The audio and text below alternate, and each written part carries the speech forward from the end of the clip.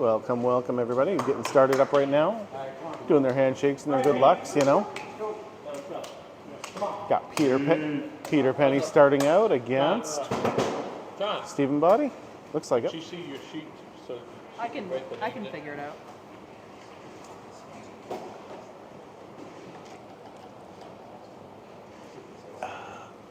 Jill, already sending gifts. Thank you so much. What's going on, Sparks? Happy Friday. Nice long weekend. I love it. All right, getting started here. Peter Penny just a little off to the right there. Just a touch. Body's all over the headpin.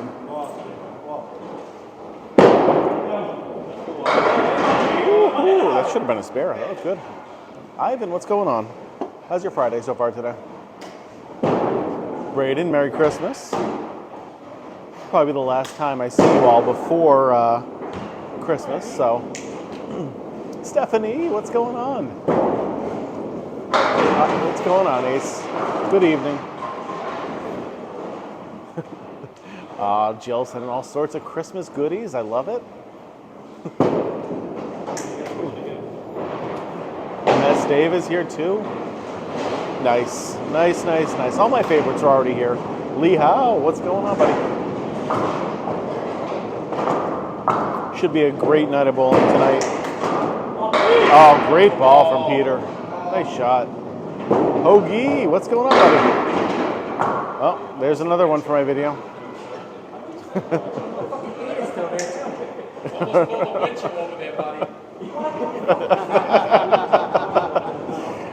So we have Central 3 that I recorded before with JT on the team against Lafayette Lanes. Graveler, what's happening? Hey, that's a good thing. Then I get to see you tonight. And you get to watch bowling, so that's great. My wife would never postpone a trip to Florida.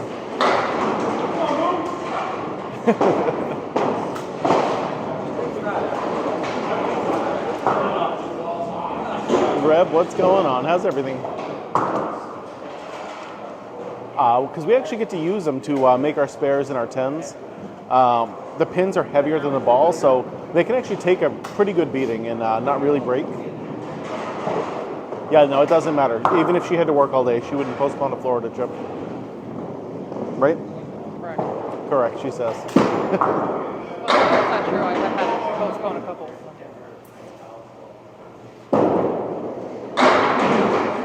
Whoa. Wow. Okay, look at that.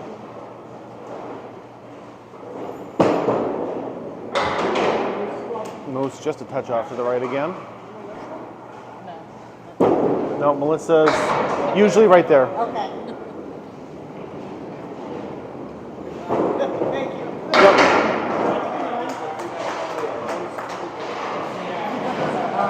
Merry Christmas. Merry Christmas. No Candlepin down there in Florida. I'm sorry. No.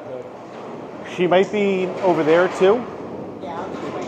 Okay. Thank you, though. I Yep. appreciate it. Stephanie, Merry Christmas to you too. What a strike. What a strike. Let's go.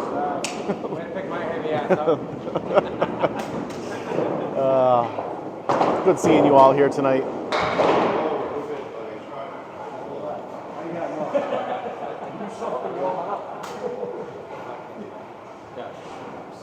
Tomorrow we have our Christmas party with the kids over at Academy Lanes. So we're doing a whole bunch of things. I hear rumors Santa's going to be there. So that's always fun.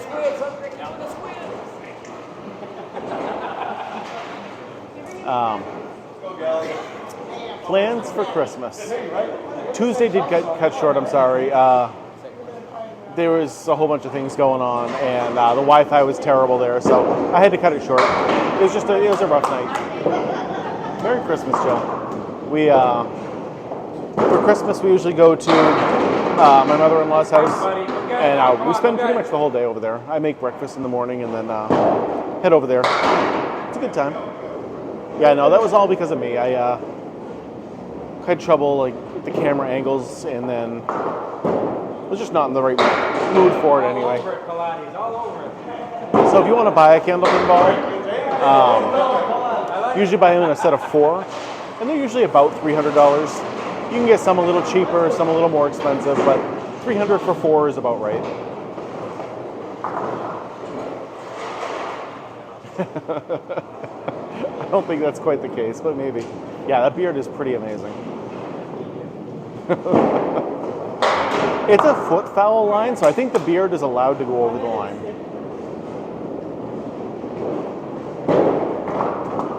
I know your arm's allowed to go past. I think the only thing it can't is your foot.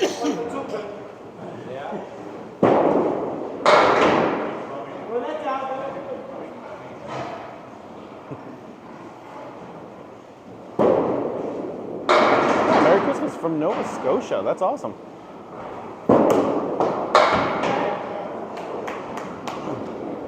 We're here in Riverwalk Lanes, Amesbury, Massachusetts, my hometown. Literally the best town in the whole wide world right here.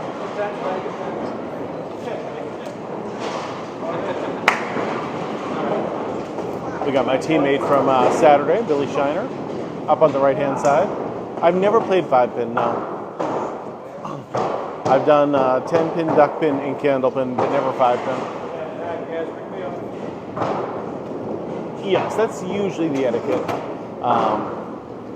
Especially because they're usually bowling ball for ball, and so you don't want to reset it at that point.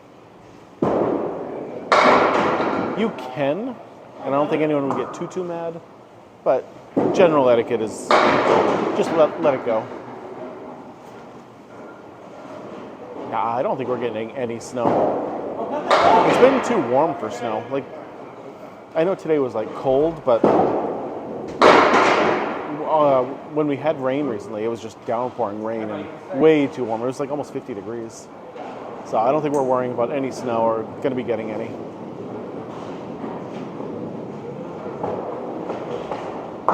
Which is okay. Oh, I thought that pin was going to stay standing somehow.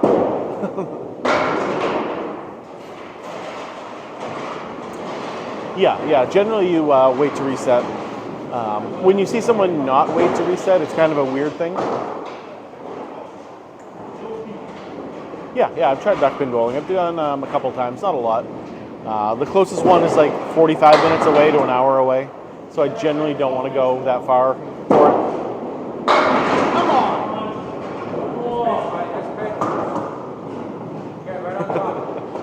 Yeah, because then that means I have to go outside and shovel and get everything ready. Not that we're driving all that far, so it doesn't matter drive-wise, but I'm okay with no snow. Oh, nice try from Chris Kaz. The ball can weigh anywhere from 2 pounds 4 ounces to 2 pounds 7 ounces, but most people who have their own balls are going to use 2 6s or 2 7s, the heavier side. I use 2 6s. And the only reason they're not 2 7s is just because that's what I happened to have last time. If I were to buy some new ones, I would probably move up, that extra ounce. We got JT Lyonnais on the right and Sean Landry on the left. For right now, they're the only 2 active lanes. Earlier today, like right before we started, there were a couple other open bowlers bowling. But this is the pro league right now. And these are travel teams.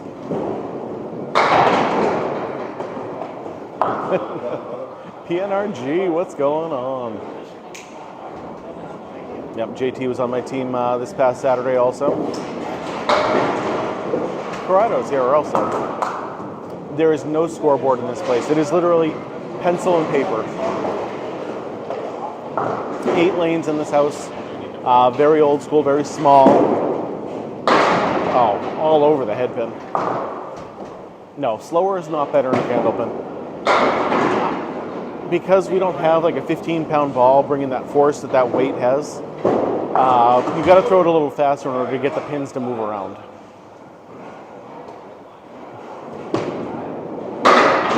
Yeah, duckpin bowling is a lot of fun. The Candlepin's just better in my opinion. Pins weigh 2 pounds 8 ounces. So they're at least an ounce heavier than the heaviest ball. This is game 1. These are the first 2 frames of the night.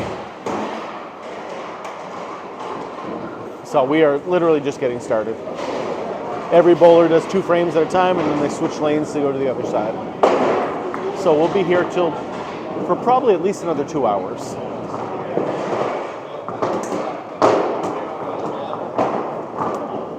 This duck pin is still growing. That's a good sign. This is in Amesbury, Massachusetts. That is correct. My hometown. Yes, they do get to keep the deadwood. It is the best part of Candlepin for sure. It is empty right now. You never know. People might still show up. I'm usually live on Friday nights, Tuesday nights, and Sunday mornings. I won't be there this Sunday morning. I guess they're not doing the King of the River tournament. But my regular league is Tuesday nights, and I record the Pro Bowlers on Friday nights. Yes, he is bald. Yep. Scoring is almost the exact same as 10-pin, with first ball still being a strike, second one still being a spare with 2 balls and 1 ball respectively, bonus-wise. And then the only difference is we get to throw 3 balls, and on that 3rd ball, it's just total pinfall. No bonus balls at all. I am not bowling tonight. No. Tonight I am just hanging out, watching bowling just like you guys are. Bowler on the right has priority, yes.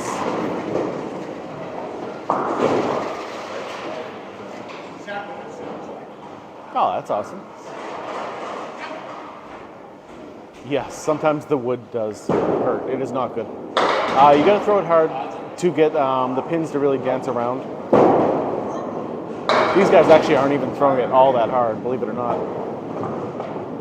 Sean Sears' team won. If you were watching, the really loud team won. Mrs. Magic is here tonight. Yes, she's here keeping score for me. I would find it hard to believe, but I mean, it's possible. But like some of these guys can throw it upwards of 45 miles an hour. And if you can throw a 15-pound ball that hard, man, all the power to you. Tuesday night, we ended up winning most of the night. We won 10 points out of the, 8 points out of the 12.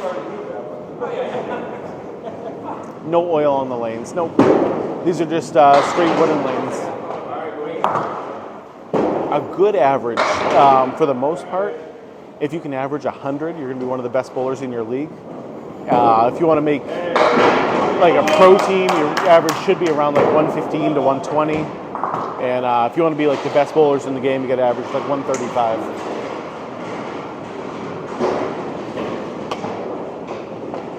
No, if the ball goes in the gutter at any point and comes out, all pins it knocks down are foul balls, because the ball will come out of the gutter quite a bit in Candlepin.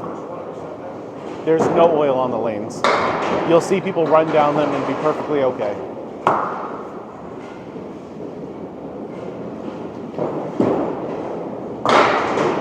Yeah, Candlepins for Cash is a great TV show on Saturday mornings. Yep, there's a few synthetic lanes. These ones just happen to be the older school wooden lanes.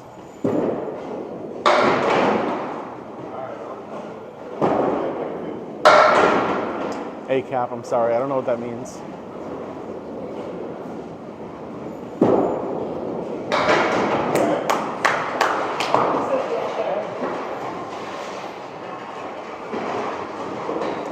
Highest game I've ever seen is 204 from Steve Walker. It's the only 200 I've ever seen in my whole life.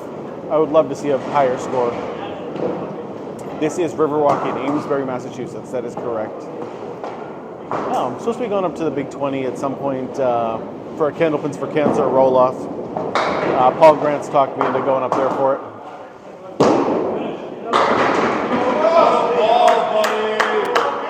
All right, well, when people ask about oil on the lanes, they want to know oil as in the 10-pin ones where there's oil patterns and stuff like that. Yeah, but it's not obviously oiled lanes, you know.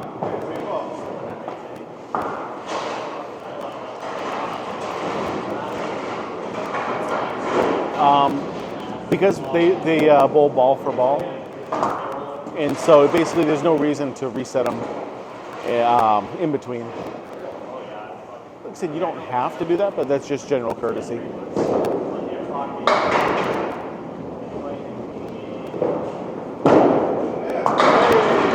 Oh, double? Oh, so close.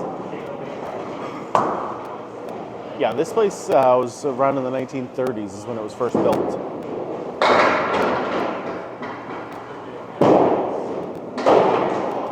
Oh, just missed it. Just missed it.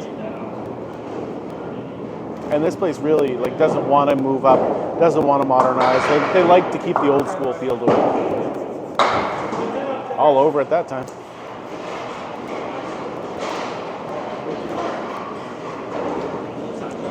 So I don't have any videos of it, but if you follow this other girl who has a bowling alley called Autumn Mowry, she does a lot of behind the scenes stuff. She owns a place up in Maine, and she's literally the only employee that's there. She's great. 100% should give her a follow, especially if you want to see the background stuff. Yep.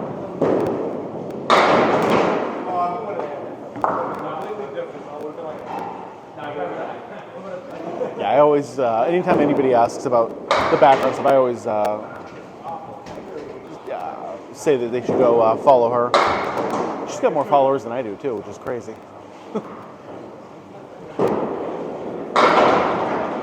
Yeah, but the approach is I know they look pretty beat up.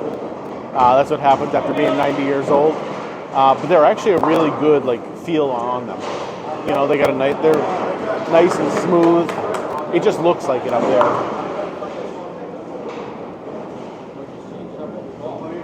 I know Charlie Collins has done it a few times, and Josh Daly's done it a few times. I don't really know anyone else. I don't see anybody else doing it.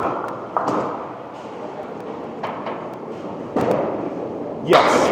Yep, this is Riverwalk Lanes in Amesbury, Mass. I'm usually live Tuesday nights and Friday nights for sure, and then most Sunday mornings. Yeah, they are not sticky at all. This is honestly one of the slipperiest places there is, which is nice. I like them that way. You've worked on these at Riverwalk Lanes? I think a lot of people have worked on these ones over the years.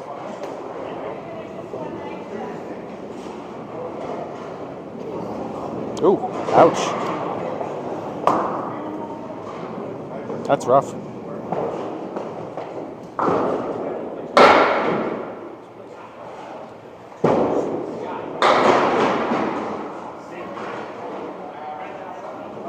Yep, right down Route 2. That's where Devon's is, right? Oh, right through the hole. JT's on the head pin there.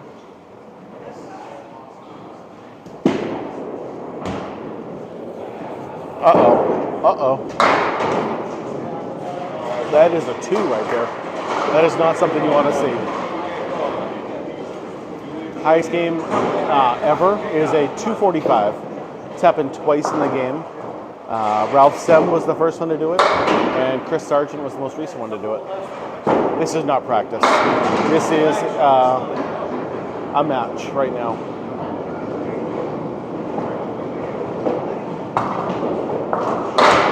Oh. JT almost made that shot. That would have been an impressive one if he did. Yeah, in my entire life, I've only seen one 200 game. And it's crazy. I am not on a team, Lily. I'm just here recording. The home team is the guys in the gray. That is Lafayette Lanes. And Central Park Lanes is the visiting team. And they're the ones in the blue shirts. So I guess you could say the Lafayette team is more my team because I record them more often. because I always record at Riverwalk, whether it's this team or the Riverwalk team. But I'm mostly here just watching, same as you guys. Happy holidays, Tammy.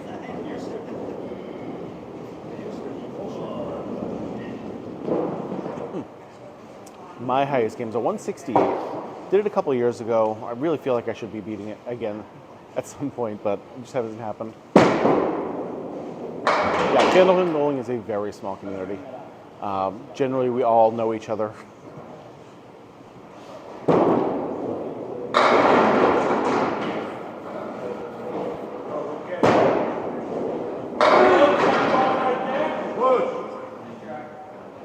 I hope so too. I mean, I should have done it a couple weeks ago here at King of the River when I had a 106 half and then failed to follow through in the second half. Yeah, this is a very old alley. It's from the 1930s, so it's almost 90 years old or close to 90 years old. They do not have this in the South. This is pretty much only found in northern New England, so like Massachusetts, New Hampshire, Maine, and Vermont, and like maritime Canada. It's the only places you're really going to find this. Kathy, hello, hello. Merry Christmas.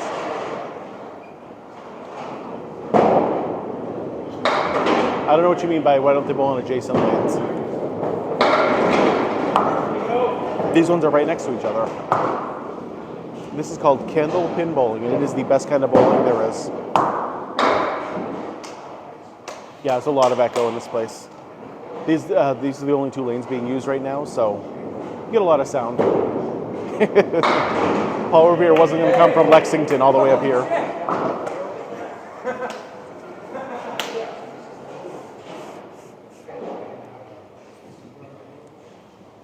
That is a good New Year's resolution.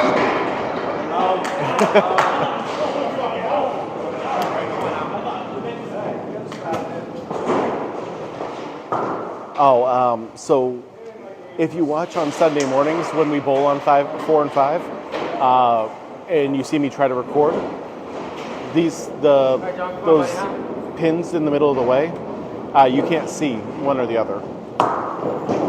Like, I have to either focus on lane 5 or lane 4. So it's a good thing for you guys to be able to see right now, and they're on the opposite lanes on the outside.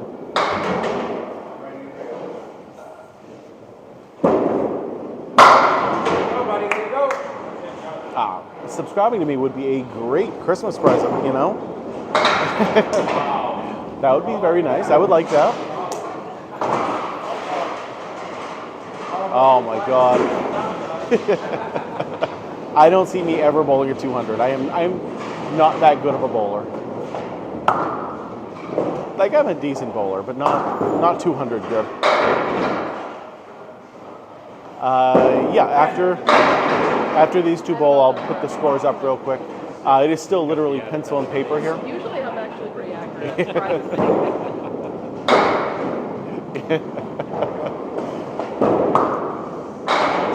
Because trust me, once you start doing Candlepin bowling, you really get like sucked into it. And once you, I guess, start watching it too, because that's what I've been noticing is people get, they just really enjoy watching this. After Mrs. Magic does the scores, I will show you guys what's happening. You have to throw the ball hard. You get more pin action whenever you do.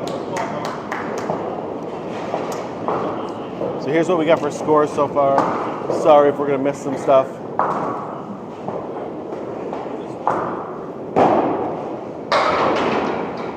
There we go. Hopefully you guys could see that. Oh, good ball. Yeah, I lost connection and just couldn't get it really back.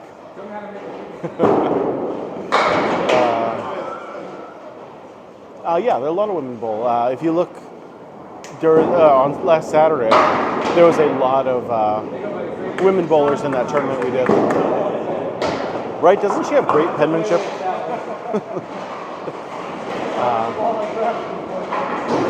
Well, no, you don't want to run right now to an alley. You got to finish watching this. But you won't see women bowling in the Friday night men's pro league tournament or league because it's a men's league. But yeah, like my league on Tuesday night has a bunch of women in it. We bowled against Caitlin and Alana this past week.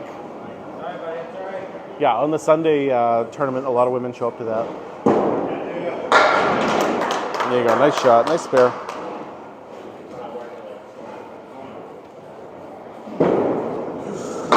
Oh, right on the head pin where you should. Yeah, generally you want to hit the one pin a little off to the side, to the left or right of it. You don't want to hit it head on, or else you're just going to punch it literally straight through, and you're only going to hit the 1-5. So generally you want to hit the one just on either side of it. Yeah, I wish so too for Ergland. What we got to do though is just get some rich people to start making the machines again, and we can really start expanding it. I think Candlepin would really take off if we started expanding it. Wow, good ball from Billy right there. No, there's no Candlepin lanes at all in Pennsylvania. Pennsylvania might have duck pin bowling in 10 pin, and that's it. Yeah, I really think it would take off. But we got to get some people to make some new machines and start opening up some alleys. And I don't have the money to do that. Not yet, at least. I'm not bowling tonight. No, I'm just here recording and watching it just like you guys. Nothing in Illinois. I'm sorry. This is pretty much only found in northern New England. It doesn't hurt your back at all, really. My knee hurts from doing this. But that's about it. Some people say their elbow will hurt too. You do get 3 shots per frame. First one is still a strike. Second one is still a spare. Exact same as 10 pin. The only difference is that third ball, which is just total pinfall. So no bonus balls.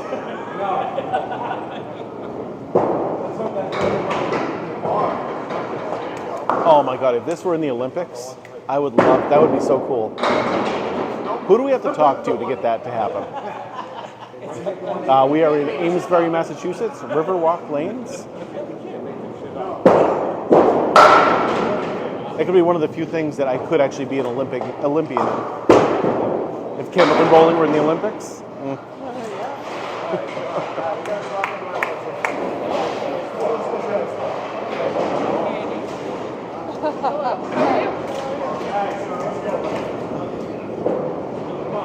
It's nice having her here to keep score. I'm still waiting to wrap. He's like, okay, bring this over to the bowling alley. I'm like, You haven't started wrapping yet? What are you guys doing over there? There's people wrapping, but Gucci's in charge. I'm like, give me some. He's like, can you take this over to the bowling alley? And she's wrapping it. So I'm like, okay. I'm going home soon if you don't need me, you know? Exactly. Yeah, it's pretty sad. The problem is a lot of bowling alleys, not just Candlepin, is really closing down. Just the properties are worth more than the bowling alleys, and it's really sad. Yeah, they don't sweep in between. There is a sweep, but we actually get to use the wood that's on the lanes to make our spares and our 10s. Oh, it is. If you want an easy game, this is not the game for you. This game is terrible sometimes with how hard it is. Like, you are not going to throw strikes. The guys you're watching are like the pro bowlers. They are some of the best out there. Sorry, and you'll see them miss shots and hit the pocket and not get strikes.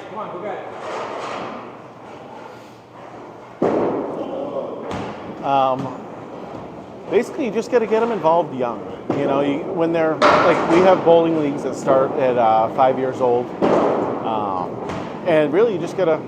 If you enjoy bowling, just have your kids come out and do it with you. That's all. Strikes are very rare in this game. Yes. Yes. The average pro bowler, from what I was told, only strikes about 9% of the time. So like the kids league that I help coach on Saturday mornings has 86 kids in it, and it is the largest kids league out there right now. Yeah, there's a bunch of bowling alleys still around, but they're definitely dwindling. also my goal is to kind of raise awareness of the sport and let people see it, and then maybe we can start growing it again. Yes. Yeah, this game is all about your spares. It's all about your tens. If you can get one extra pin per, game, your average is going to go up by 10 pins.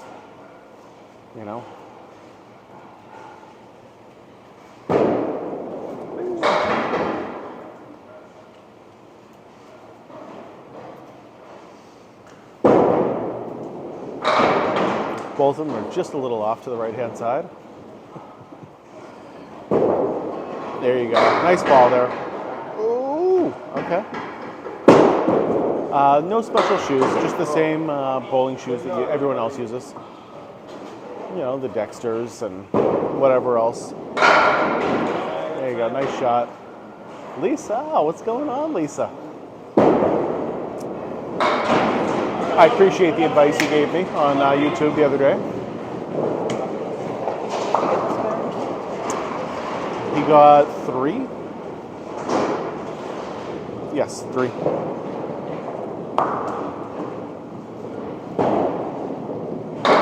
Oh, half Worcester.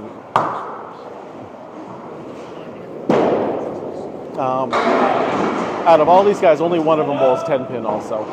There's just not as many 10 pin places around here as there are Candlepin places. Yep, this is the Pro League. Half Worcester, that is correct. That's not how you spell it, but comes from a TV show back in the day. What do you get this box? He got 7.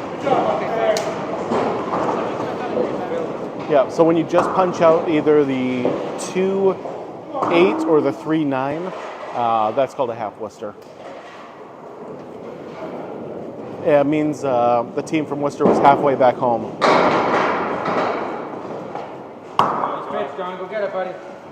Yeah, but if you just hit those two, and it happens a lot in this sport, because you're just a little bit off, and you just hit the 2 pin in the face, you're just going to punch it straight through.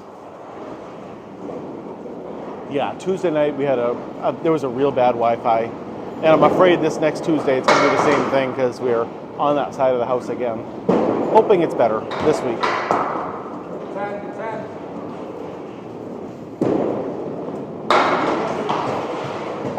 Yes. Margin of error in this game is really, really small. That's why accuracy is the most important part of this game.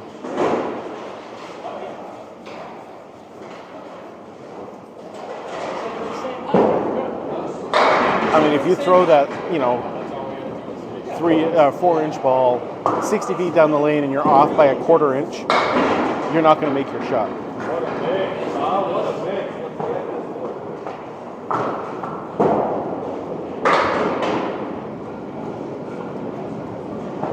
Which is what makes this game so incredibly hard. There isn't much of a difference between a strike and a 1-5 punch out. Both are very easily done,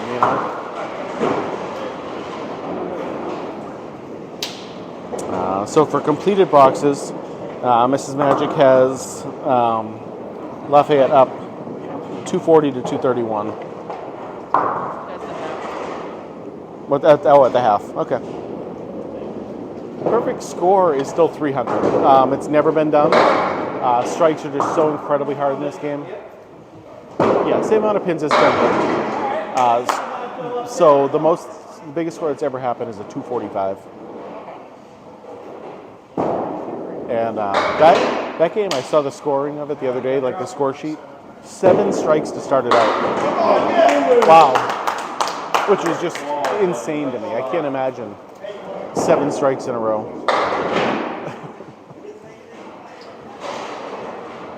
Yeah, same number of pins, and they're set up in the same configuration.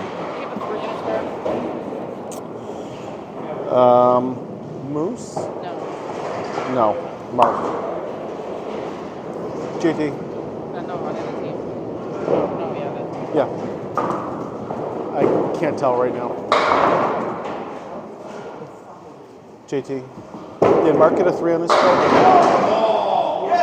5. 5, okay.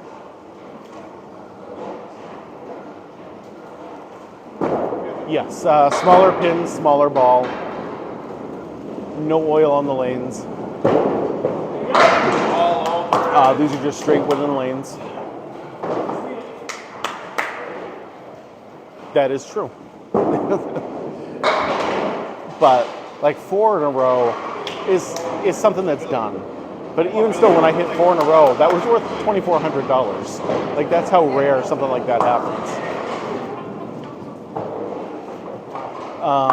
The greatest of all time? Yeah, well that's like, he's retired now, but the greatest right now, there's still a few out there.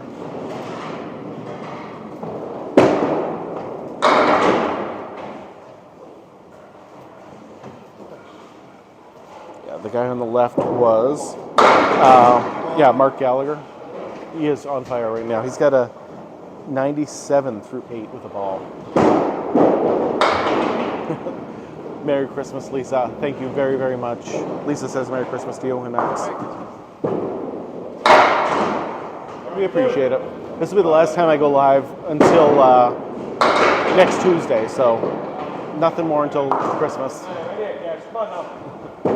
I'm not bowling tonight.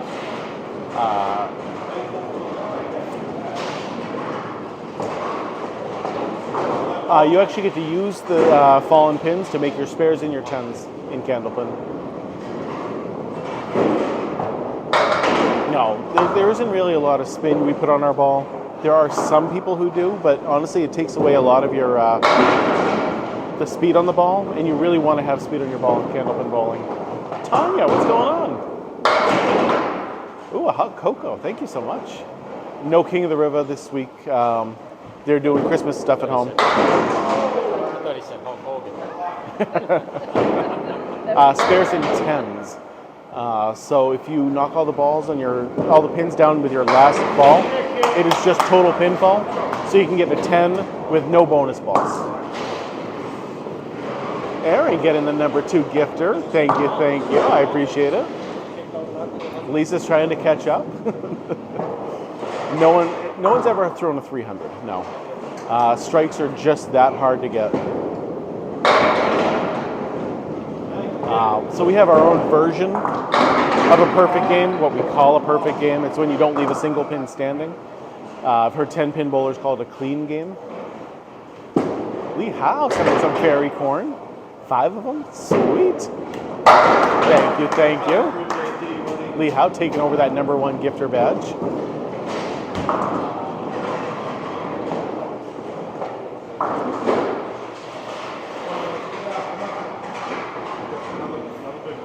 I've been good. I've been very good. It's been a good week so far, Carter. There's some duck pin. There's one duck pin alley in Massachusetts, as far as I know. Oh my God! Oh, that is just the 1-9 right there, by the way, on lane 6. Literally just the 1-9. What is that? 8. Yes. Sorry. 8 and another. That is so smart, Alicia. I have not wrapped a single present yet, and I have a feeling Saturday and Sunday are going to be a nightmare. These lanes are very old. Yep, they were built in the 1930s, so you got almost 90 years, or maybe even 90 plus years on these lanes, which is just crazy. In fact, my Pat, what's going on? Good evening. Candlepins do break once in a while, but they are actually very, very sturdy, and they're made quite strong. So your average candlepin can last 10 to 15 years. We hung Billy. Good job. Billy sucks. I mean, what? This is called Candlepin bowling, Jimmy, and it is the best kind of bowling there is. Let's go. So going back to how old these lanes are, my grandfather, when he was a kid, used to work in these alleys, and he used to be a pin setter before pin setting machines were a thing. They used to just hire kids to put the pins up in the back for the bowlers.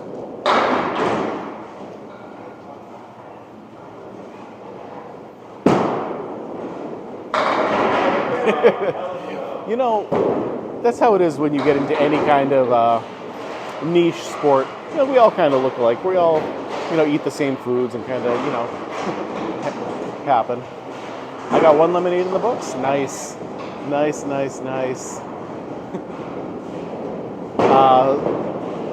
So this will be a 3-game match tonight. 5 bowlers, 3 games. It'll be a long night though. Like we started at 7:30 and we're on to the last 2 frames for each bowler right now.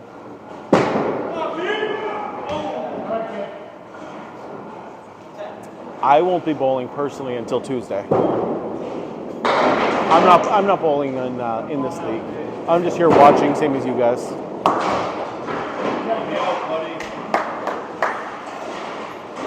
It is very humbling, yes.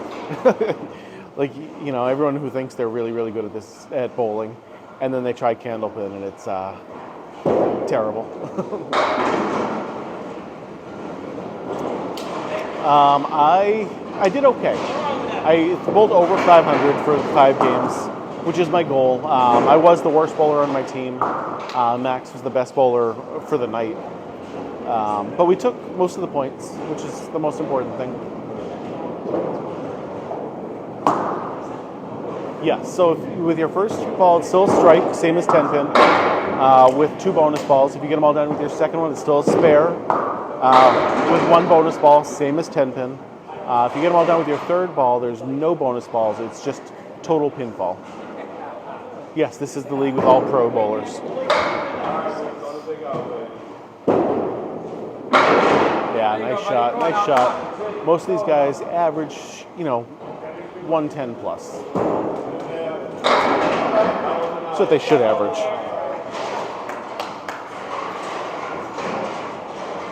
You wouldn't know that based on the first 2 with a 97-98, but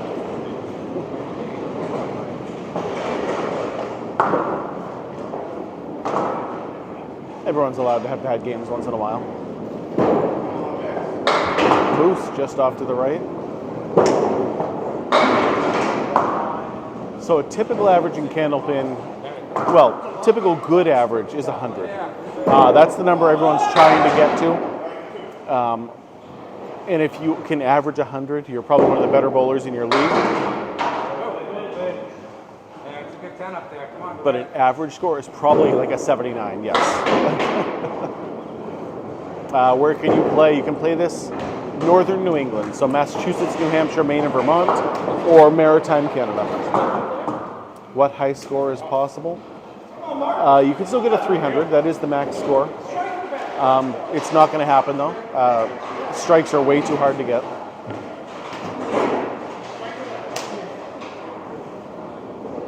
$97.88 to $98 and 120 for Lafayette. For finish. Oh no. 2. Not the fill he wanted at all. There you go. Nice ball from Kevin. Oh no. Oh. Half Worcester on the left, quarter Worcester on the right. That is a 3/4 Worcester.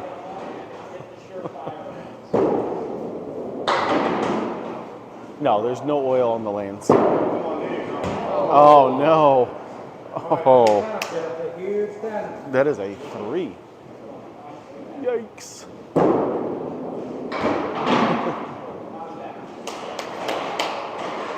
Yeah, so most Candlepin lanes are just like straight wooden lanes, and that's it. Nobody puts oil on the lanes. There's no real need to with throwing a 2-pound ball. It's not going to damage the lanes at all.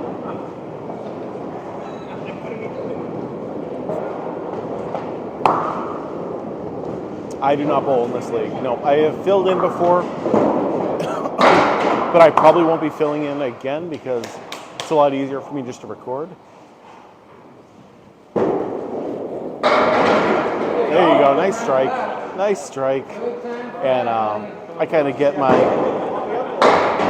2 half Worcester. That's a full Worcester.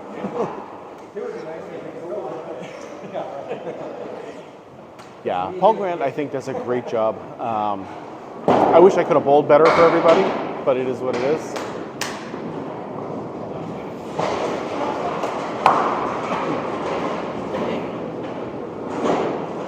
You still want to hit the head pin just a little off to the left or the right. Like you don't want to come in from the side. You want to hit it straight on, just off to the side.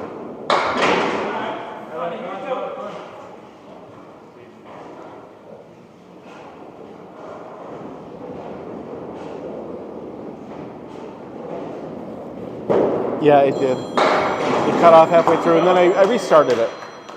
Luckily, I found out about it.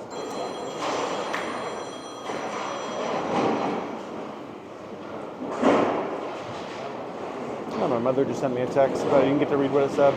I'm not going to go check it now, but...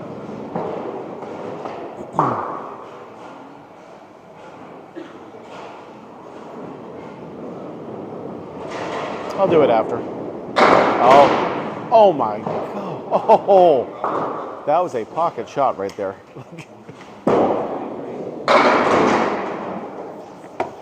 At the halfway point, it was 240 to 231. Right now, through final boxes. Are you kidding? Go! Come on! 98, 120, 100 for Lafayette. 97, 88, 108 for Central. So if I had to take a quick guess, I would say Lafayette's winning. Yep, still 10 pins. 9. 9 pins. There you go. No, that's what he Oh, okay. That's under my eye, okay. Yeah, still 10 pins, still in the same configuration as 10 pin bowling.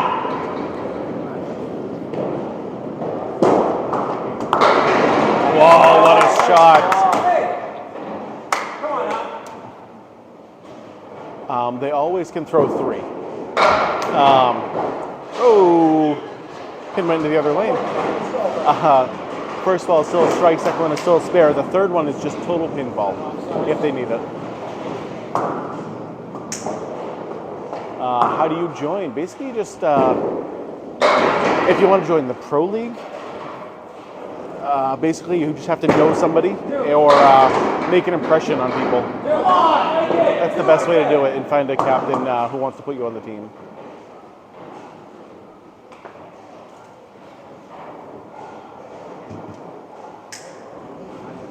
He really does. One of the hardest throwers that I know right there is Chris Kaz. I don't believe there's any of this in England, just New England. Just like Massachusetts, New Hampshire, Maine, and Vermont, and like Canada.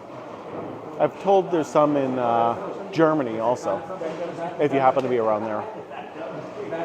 Got to be accurate in this game.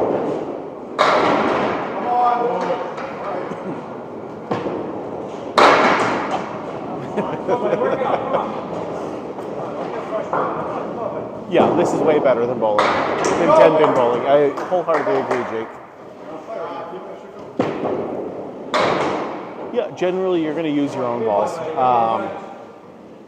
We buy them in like sets of 4, and you usually use that. House balls are really chipped usually, and they're really beaten up. Oh my God, that is a 4.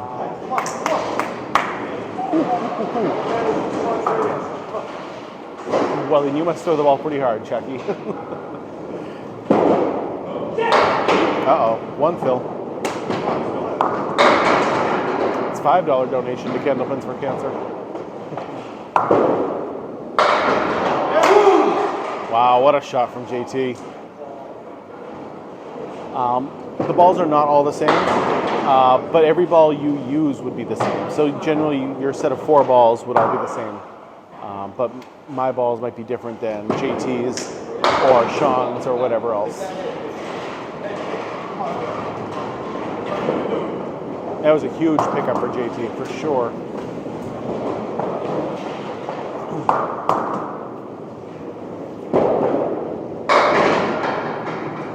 And 6 pins.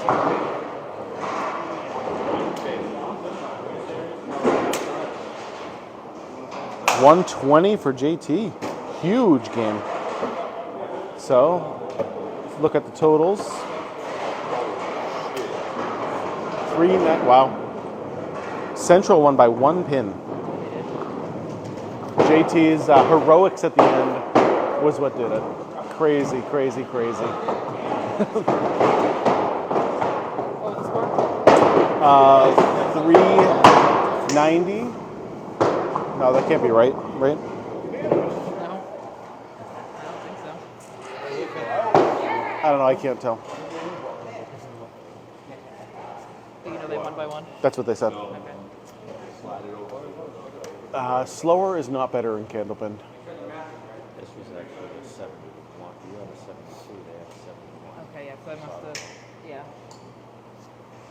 I probably missed one somewhere.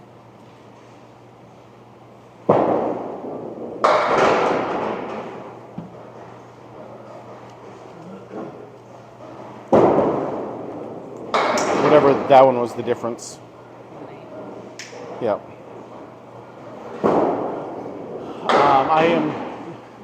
I am just recording tonight. I am not bowling in this. Friday nights with the pro bowlers, I just come down here and kind of just watch them and hang out.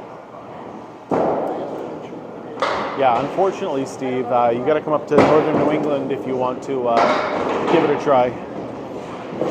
It's not in the rest of the country at all. It is so quiet. There's only 8 lanes here, and the only 2 lanes that are being used are the pro lanes right now.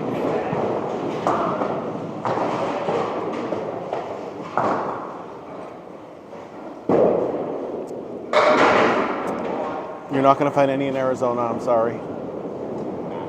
Like I said, pretty much only northern New England, and that's it. If you want to go outside of here, you got to find, like Ohio has a couple, and New York has a couple, and that's about it. So game 1 was just finished, and Central Park won by a single pin. This game, it's 18 all. Nope.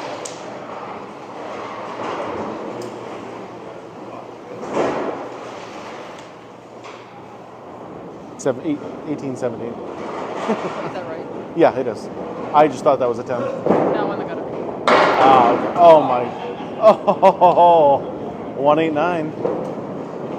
Crazy, crazy, crazy. So was the final scores? We had 497 to 500. They said they won by 1, but Yeah. 2. Nice job. Yeah, so that absolutely did, Lee. That's why every pin counts in this game. You can't give up on your third ball. It is so important. Sorry. Yep. These guys are all very, very good at this game.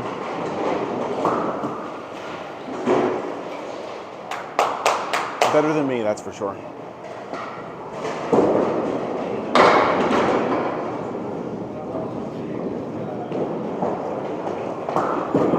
Ooh, Bruce is off to the left that time.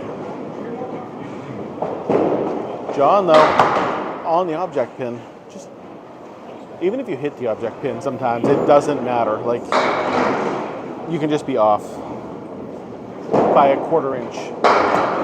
Whoa, that pin's got some spin on it.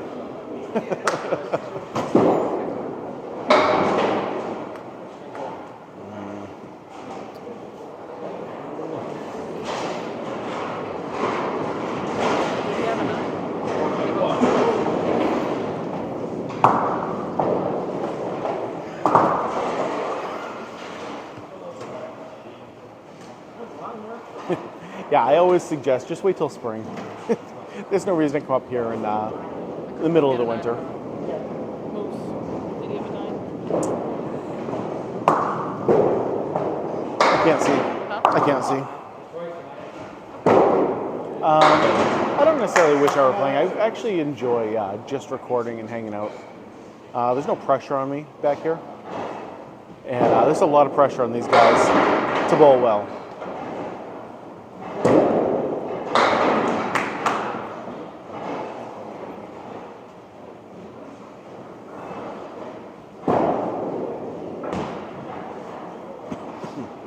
Yeah, I like bowling in my league, and I like bowling in the different tournaments that I do. But I don't necessarily need to be all the time doing it. Ooh, that would be fun, Lee. Let me know. These are the best bowlers out there.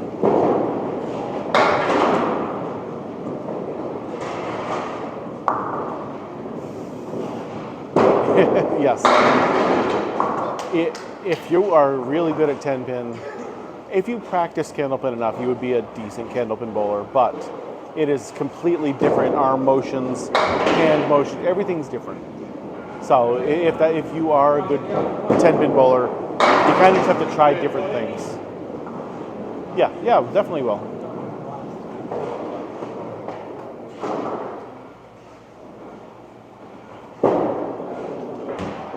Well, I mean, Pat, on the app is completely different than in real life. But yeah, Max plays all the time on that app. Because I think there's only one that has Candlepin bowling on it. No, Will, Candlepin bowling is pretty much Tell me how much we got on the last one. 4. That's what I thought. Candlepin bowling is only found in northern New England, and that's really it. Outside of here, like I said, a couple in Ohio. Oh, what a shot! A couple in New York, but for the most part, only in northern New England.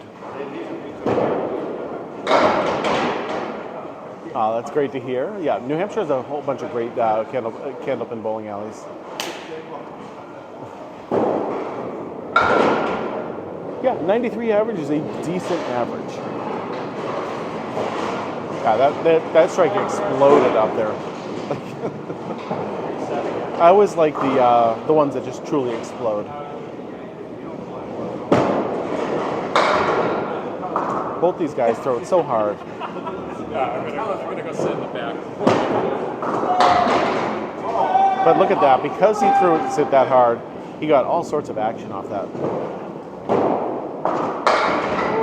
Oh. How's it going, new best friend? Not for me. I don't bowl in this league. This is the Friday Night Pro League, so.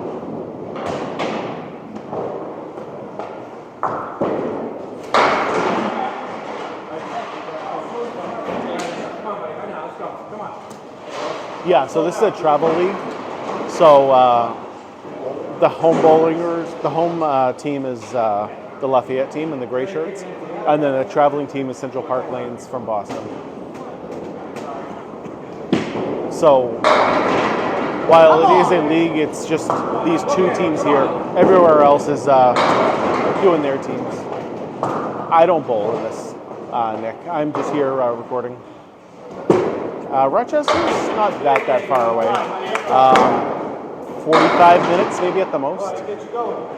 Maybe closer to a half hour, but somewhere around there. Oh, okay. So I bowl. The next time I'll bowl is next Tuesday. Yeah, I bowl. My regular league is Tuesday nights.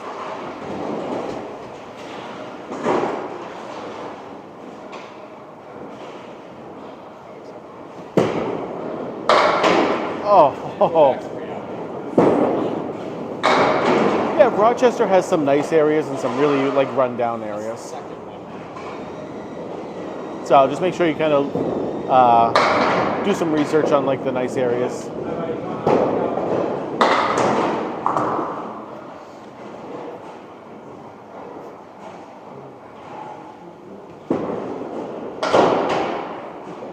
So that was. It is a tournament, yes. It's called the Atlantic Candlepin Singles Tour. Takes a bunch of bowlers. There's a class A, B, C, and D. The A bowlers are all pro bowlers. The B bowlers are semi-pro. They're kind of like that. They're what I am, one step below the pro level, but above even good league bowlers.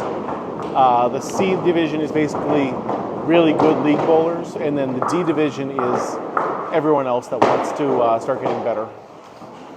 And it's a one-on-one league. So that's what I was doing on Wednesday.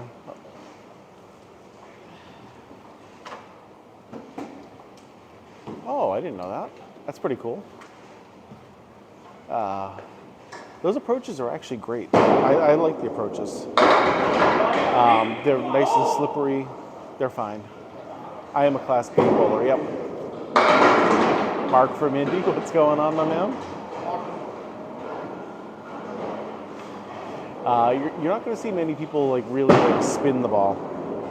It just doesn't work with Candlepin.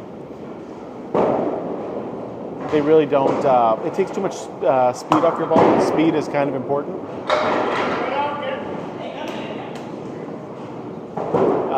There's only 8 alleys in this house, and just nobody else happens to be here right now.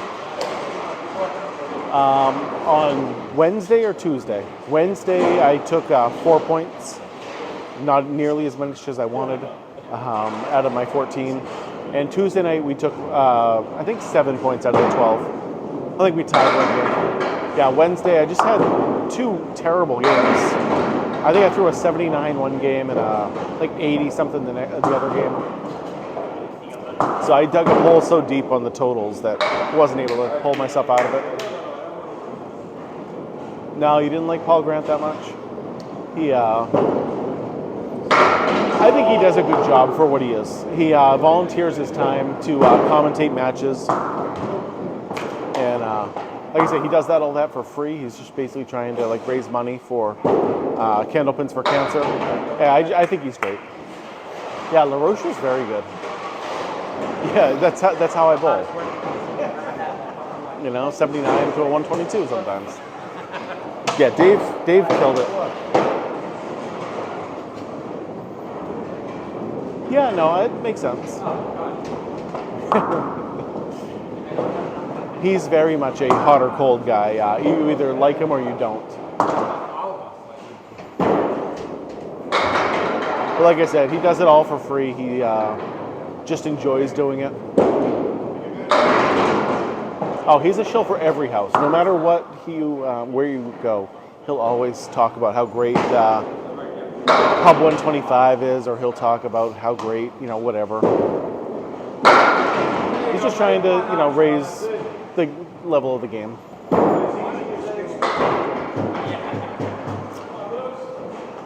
You could go to Albany, New York. I don't know how far away that is from Buffalo. Apex Gaming, I know, has it there. Otherwise, you might just have to cross the border into Massachusetts and give it a try there. Yes, he is a little old-timey.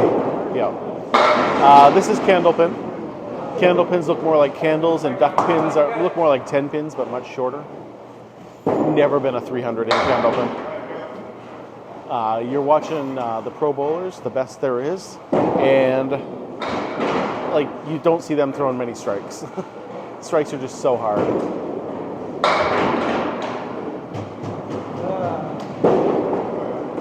There you go. This game is more of a spare game and a 10 game than a strike game.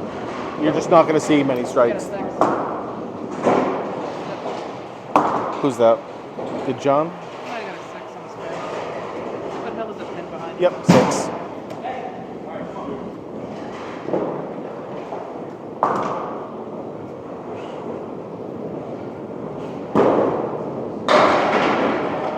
Whoa.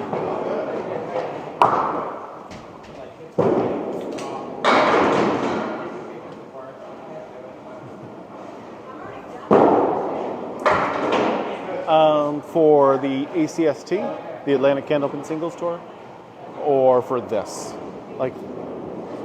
For the ACST, basically you're stuck in your class for the entire year no matter what, and then next season you would drop.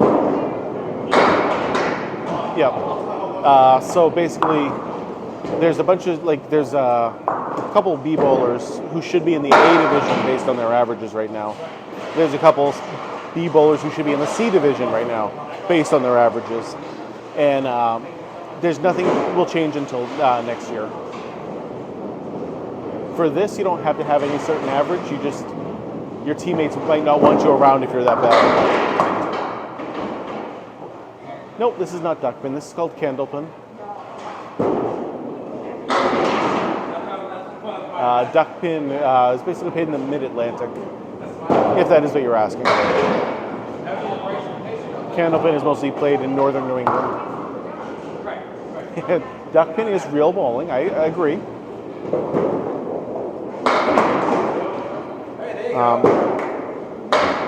Candlepin is real bowling. 10-pin is real bowling. It's all real. I swear there is no green screen here. No, no place still has hand pin setters as far as I know. No.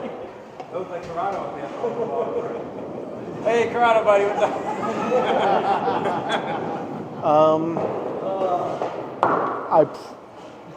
Right now, I probably would not. Only because I'm already recording here every single week, and this is a lot better for me to just come here and record. I don't want to have to drive into Boston to do my matches. I don't want to have to drive to Millis to do my matches. I can just come here. This place is like 10 minutes from my house. Oh, I got a good gig going on right here. So no, I would not accept this spot. Yeah, so if you knock them all down in your second ball, that is a spare, just like in 10-pin, with one bonus ball. If you get them all down in your third ball, it's not a spare. It is just a 10. It is no bonus balls, just total pinfall. Yeah, that split pickup was crazy. It's nice to have the wood sometimes. Mr. Jiffy.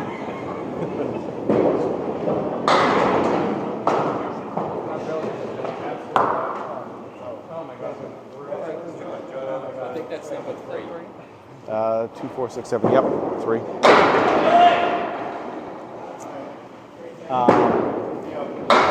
I think there is Exeter Central here, Academy, maybe like 5 or 6 at the most. Different houses doing this right now. Yes, you get to use the dead wood. Yep, it definitely counts if you do that. We get to use that. It's the only kind of bowling where you do get to use the fallen wood to make your spares and your tens.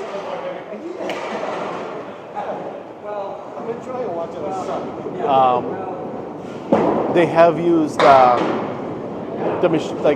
police radar things to see how fast they throw it. Yeah, and certain lanes actually have those like on the lanes themselves, so you can see every single ball how fast you throw. I know the last time I did it at one of those places, they said I threw it between 32 and 34 miles an hour.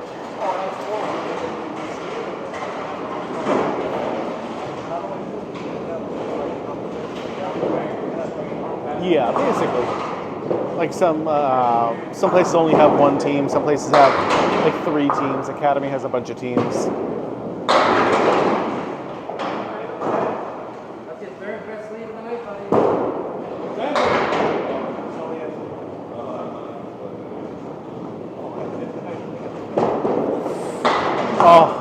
Oh.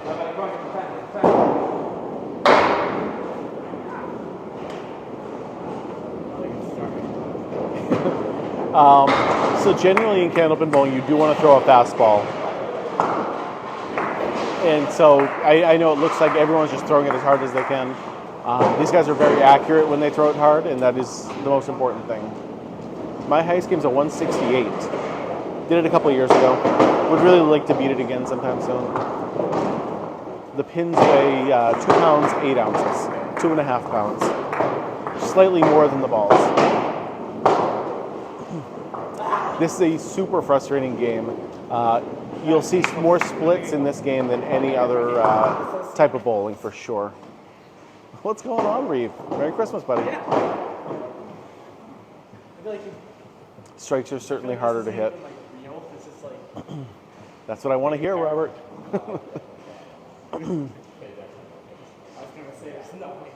Yeah, Nick, thanks for watching. I mean, I'm glad to share it with you. 38 TGIFs. Reeve, you're awesome. Thank you so much. That's fantastic.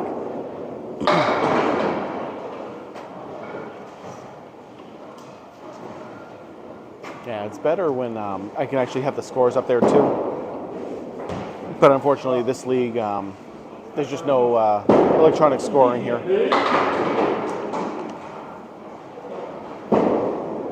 But if you want, I can show you the scores at some point. Hey, congratulations. And you're a duck pin bowler, right, Reeve? So that's really, really hard. It depends on where you go, Judge. Generally, you can assume about $5 a game. Oh, 10 pin? Okay. For some reason, I thought you were a duck pin bowler, but either way, 300 is like fantastic. There's no oil in the lanes. Nope. These are just straight wooden lanes.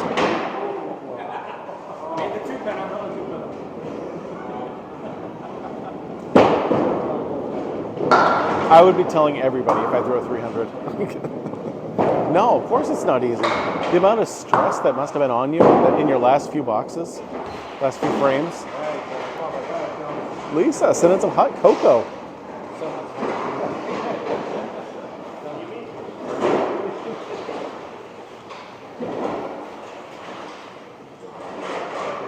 Yes. I mean, if you're watching this, you'll definitely see so many perfect balls, and they just get terrible leads out of it. Like, that ball from John hit the head pin perfectly, but it was a little too full. So you put like a 1/4 inch to the left or right, and that's a strike. Or could be. Ah, that's a good one. Is there oil? Yep. Oh, there's a lot of questions I could definitely put on shirts, for sure.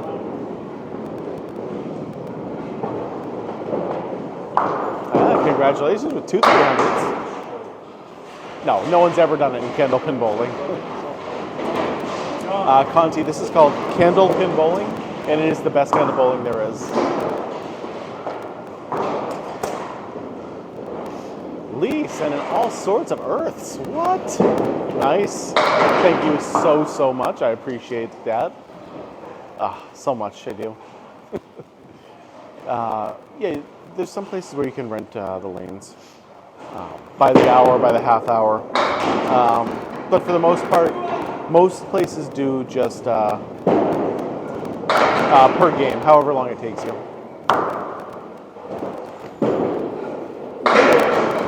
I've never tried 5-pin, so it very well could be better than Candlepin.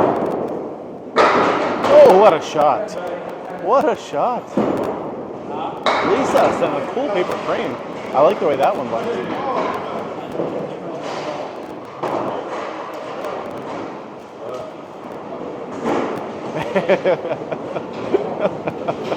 Yeah, that's the way they spell it, the Friday Nite Pro League, N-I-T-E, so that's the way I just put it. And it happens to fit perfectly. I'm only allowed 32 characters, and those words are perfectly 32 characters. Do you guys ever do rock and roll? Is that like where they just play loud music and turn disco lights and stuff on? Because we definitely have that. Thank you, Ray Rice. I appreciate hearing that.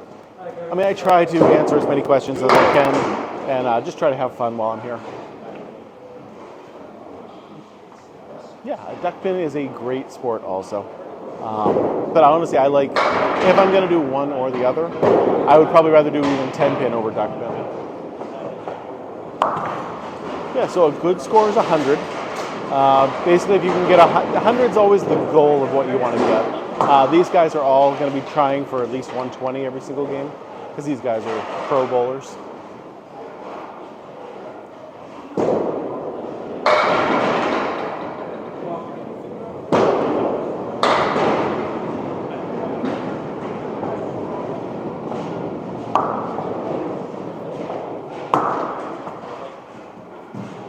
Yeah, Lowell isn't too far away from here.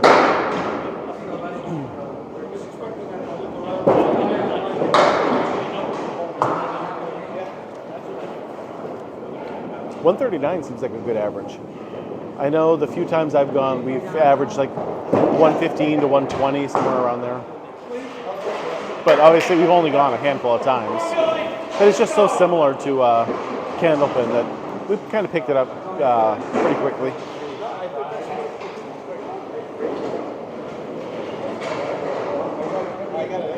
Hey, Chris Kaz versus Billy Shiner. If you guys watched me bowl this past Saturday in Canal Lanes, Billy Shiner was on my team.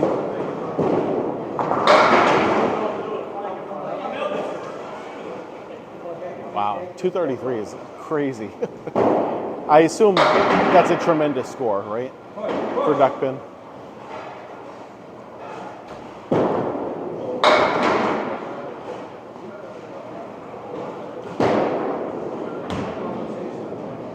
You've never seen this kind of bowling. So basically, it is only found in northern New England. So you're talking like Massachusetts, New Hampshire, Maine, and Vermont, and like maritime Canada. It never really got outside of this area for whatever reason. I'm not sure about that. And the machines that make them, nobody makes anymore. So it can't grow anymore. They stopped making them in like the 90s.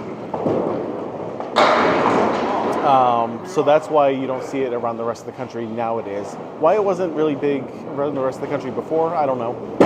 But it is significantly harder than 10-pin bowling. Disney, this is called Candlepin bowling, and it is the best kind of bowling. It is the only bowling that we get to use the wood. That is correct.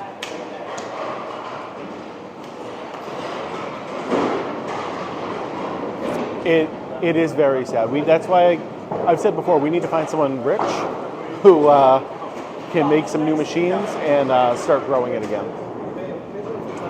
Anytime a bowling alley closes down, all the other alleys around it, like, go and they just grab all their machines and use all the parts. Because there's nothing. Oh! Wow. Can't wait for the video on Wow.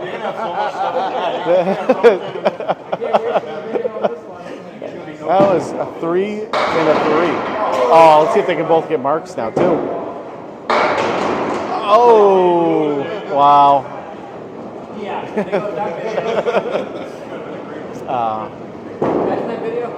This will take a little while, yeah.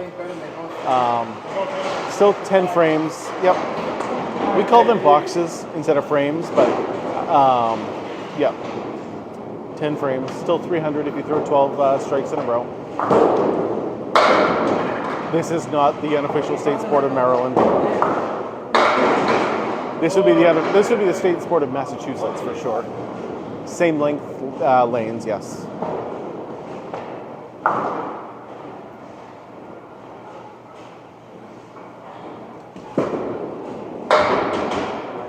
Yeah, some bowling alleys will still have 1 or 2 lanes around the country, basically just to showcase it. But you're not gonna find leagues or anything else like that anywhere except this area. Oh, oh.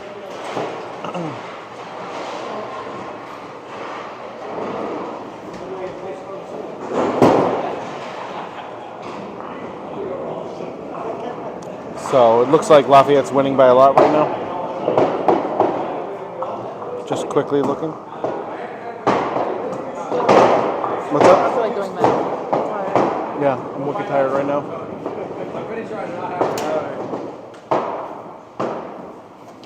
No, this is not Canada. Nope, this is Riverwalk Lanes in Amesbury, Massachusetts. 120 would be a very high score in this. In this house too, yes.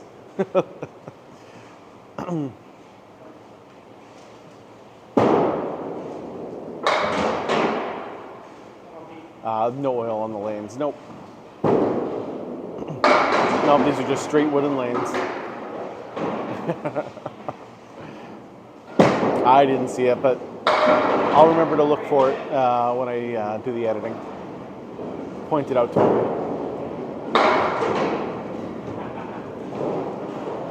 No, there's no reason to put oil on the lanes. We throw a straight ball first of all, and you don't really need to protect the lanes. That's what most of the oil is for on 10-pin lane, is to protect it.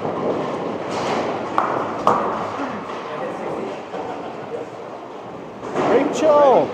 Merry Christmas, Rachel. What's going on? sir. That's impossible. Size of the ball, I believe the ball is 4 to 4.5 inches wide. Something like that. And not made from wood. Nope, it's made from rubber or urethane, something like that. Oh, okay.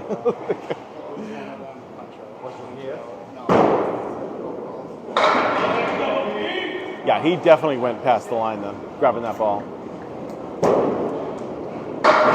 Oh, what a shot. Yeah, Don Gillis did a great job back in the day. Now, if you want to watch Candlepin Bowling, you pretty much have to watch me. Or Candlepin Bowling Network, I guess, too. They show a lot of great matches.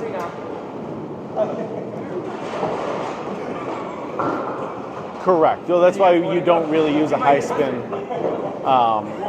Like, we don't honestly even think about a spin on our ball when we're throwing it. We mostly just worry about accuracy first, speed second. There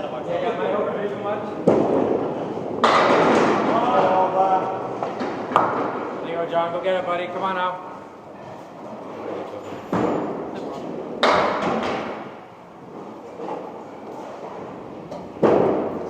Whoa. Nice shot from John.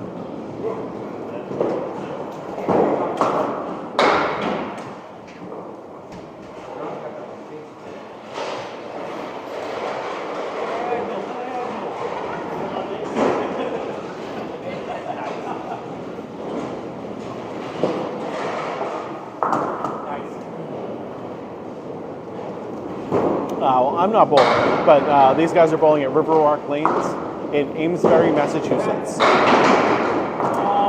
My hometown, the place I grew up. Love this town very much. 8.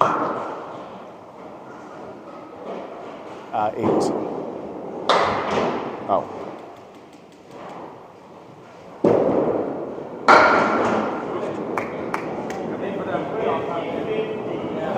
There's only an 8. Yeah. 8 for John.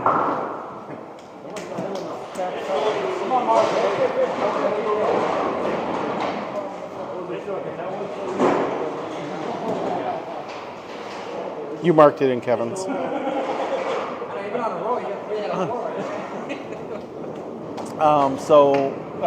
Candlepin bowling is a American and Canadian sport. So just to the left of the Riverwalk sign is an American flag.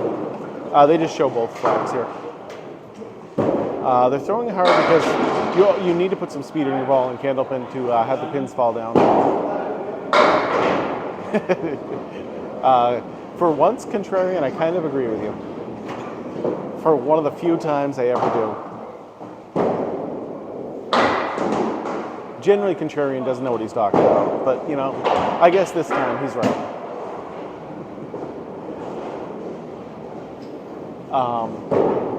Yes, this is Candlepin. This bowling alley in particular seems to be just almost like a hobby for the owners. Like, I don't think, like, they have regular jobs outside of here, and this is basically just what they do in their part-time. It's only open from like 6 o'clock at night till 9 o'clock or 10 o'clock at night.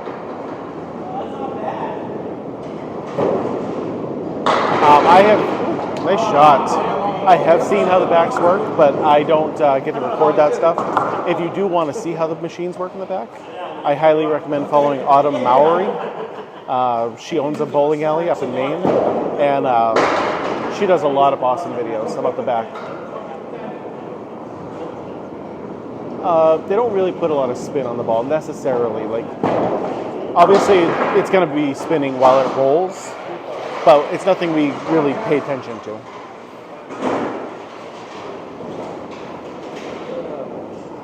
Yeah, Academy Lanes, that's why it's my home bowling alley and the place I bowl the most. There's a lot of places like Academy Lanes, though. Lita Lanes is very good for that, too. Lakeside Lanes does the same kind of thing.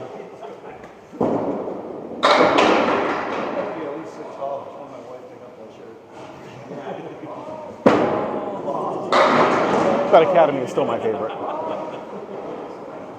Yeah, a lot of places are actually going to the fully automatic scoring now.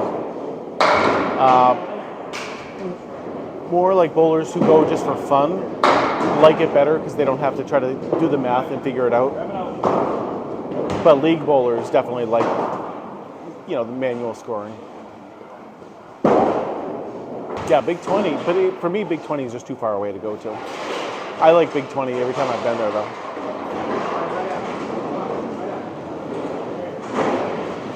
So this is a league. This is the Friday Night Pro League. It's a travel league. So I know you're only seeing 2 teams today, but that's because Lafayette's the home team and Central Park is the one coming here, the visiting team.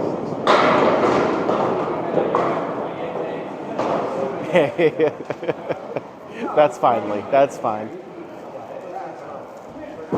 Hey, welcome to Kentucky. How are you? I think there's 12 teams. I could be very wrong on that.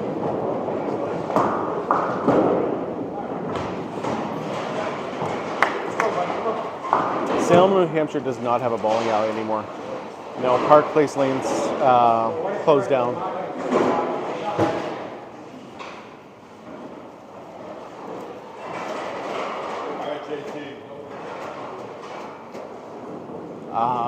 Probably like, I don't know, probably 50 miles would be the most a team would have to travel in this.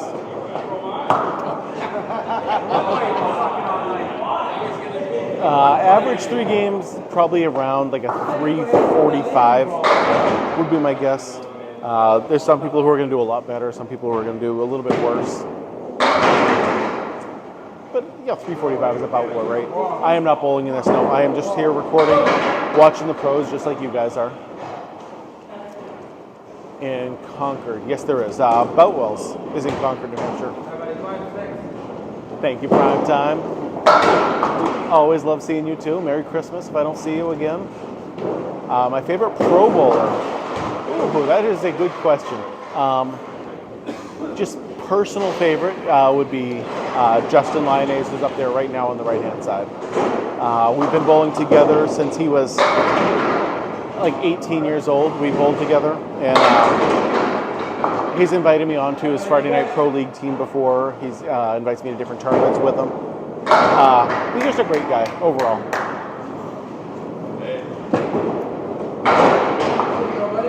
Yeah, Waters is a very, very good bowler.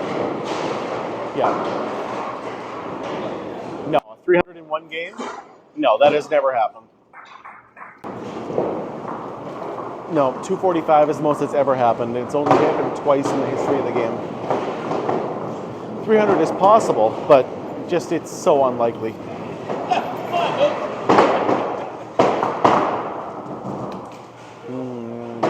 What would, do you know the name of the place? A lot of times I just happen to see names, and I know it.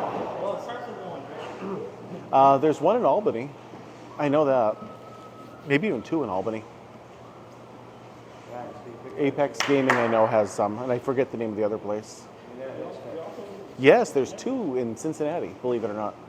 It's the only 2 states outside of New England where you can find it. I'm not bowling tonight. No. Just here watching, same as you guys. You need to wear bowling shoes. Your shirt doesn't necessarily matter. That's Candlepin, not Candlestick. And a good average is 100. 100 is the goal that you want to get. Yeah, I don't necessarily know where Berlin, New Hampshire is. Way up north. Is there still a bowling alley there? Like 25 minutes. Yeah, no, I'm not going that far north. Oh my God. Yeah, Scene 75 and the Wyoming Civic Center are the 2 in Ohio. No, duck pin bowling is a different sport altogether. Oh, nice shot. Duck pin bowling is more like 10-pin bowling pins, but shorter, and I use a bigger ball than Candlepin does. There's not much of a difference between the gutters and a Candlepin thing and a 10 pin.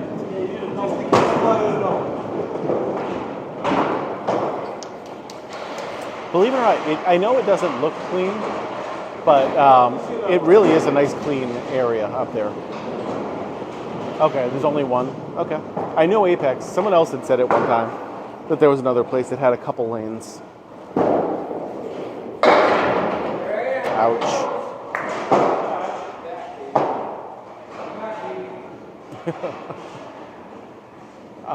Yes, I have bowled 10 pin for fun a couple times.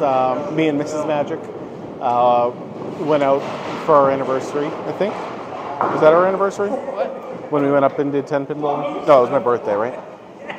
Around there. That week I had off. Yeah. Anyway, we tried it. I made a couple videos from it. And you can see us floundering and trying to figure out 10 pin. So the Wyoming Civic Center and that Scene 75 that they mentioned. Apparently it's in Dayton. I thought it was in Cincinnati, but yeah, the pins weigh 2 pounds 8 ounces, and the balls can weigh anywhere from 2 pounds 4 ounces to 2 pounds 7 ounces. In this bowling alley, there's only 8 lanes. It is a very, very small bowling alley. It's one of the smaller ones you'll see. The other bowling alley that I'm at a lot is Academy Lanes, and they are the largest Candlepin bowling alley in the world with 44 lanes. Ah, okay. Okay, that makes sense. Thank you, Fat Boy. Number 2 gifter from Aaron. I love it. Thank you, thank you. No, I understand. This is a league. It's a travel league.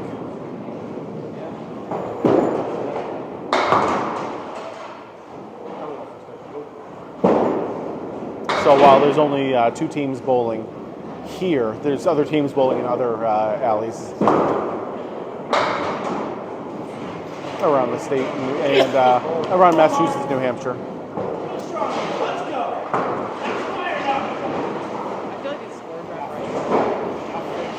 As long as it's, relatively close. 104, 121 for, yeah, you get the same numbers there.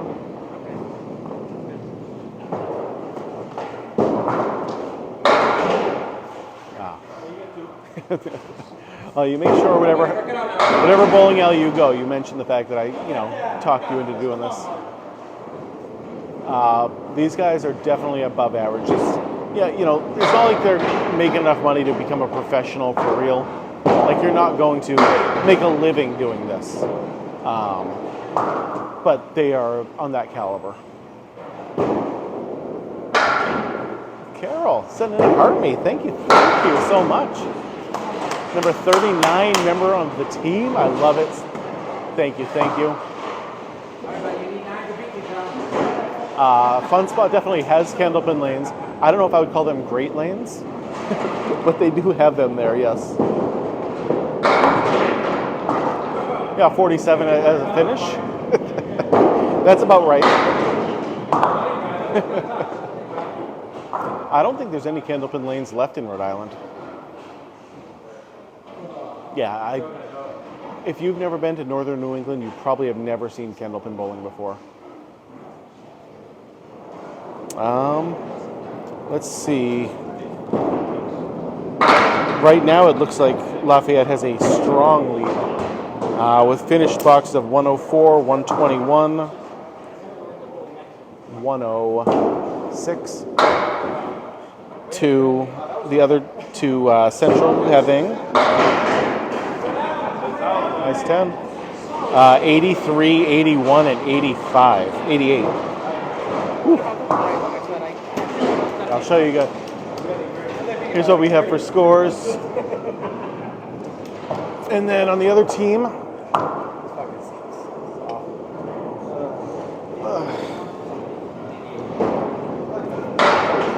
there is no handicap. This is just a straight scratch league.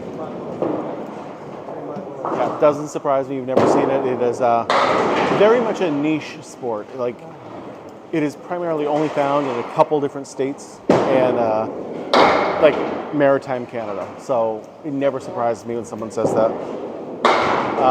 4.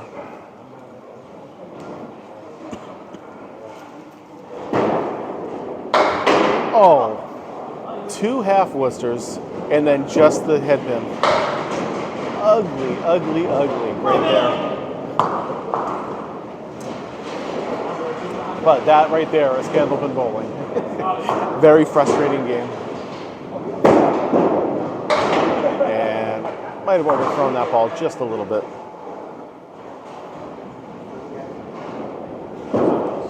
Yeah, you can't get too frustrated in this game. It is a very frustrating game.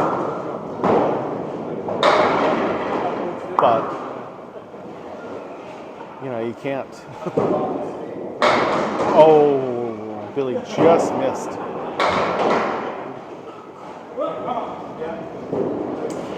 There he goes, all over that one.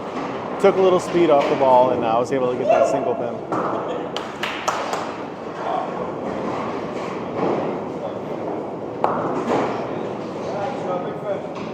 So 77 for Chris Kaz to Billy's 108. There's none of this in Texas, I'm sorry. And yes, this is Amesbury, Massachusetts, Riverwalk Lanes. My hometown. Oh, what a strike for JT. JT. My teammate on Saturday, if you happen to watch that. Good night, Lisa. Always nice seeing you. Merry Christmas. I'll see you next week for sure. Hope you have a great one.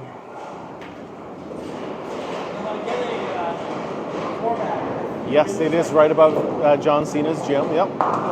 Where he works out, the Hard Knocks gym.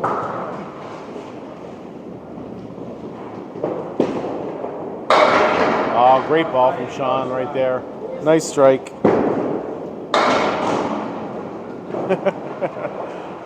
Yep, highest score ever is a 245. It's happened twice in this game. Whoop. Oh, 8.5 pins for JT.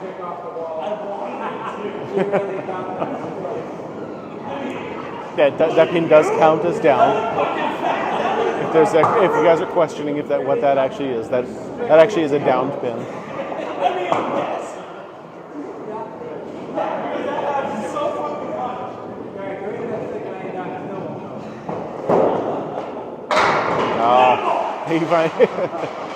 It's definitely good now. Definitely good now. I want the end to be like. So he finished with a 108, according to Mrs. Magic. And Sean has a 116 plus 2 balls here. Here, that's what they call me. Last frame with JT.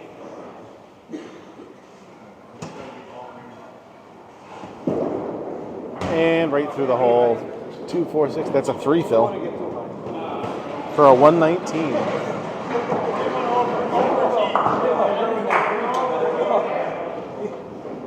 If these numbers are correct, it looks still looks like a route by Lafayette. I think so.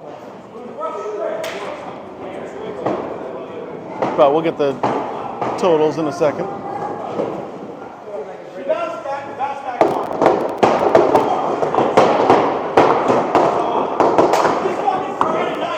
Let's get excited! 84 for Peter. But yep, everything else is right. Excuse me. I don't know where the one pin came from, but I am not affiliated with the Candlepin Bowling Network. I like them. I know them. Paul Grant and Bob Lee do a very good job, but I am not them. Nope, this is actually invented here in Worcester, Massachusetts. They do it in Canada, but it's still mostly a northern New England thing. I know you see the Canadian flag, but just to the left of Riverwalk Lanes, you'll see an American flag also.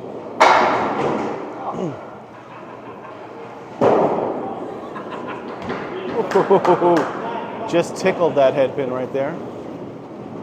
Just gave it a little tickle.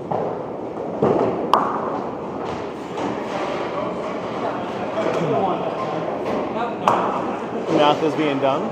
Jason, God bless to you too. Merry Christmas to you. Nice seeing you here every single week. Your pennies all over the head pin there.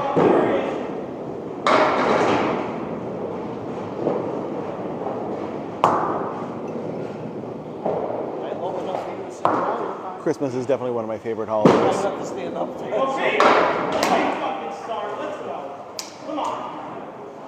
Where is 22? What does that mean?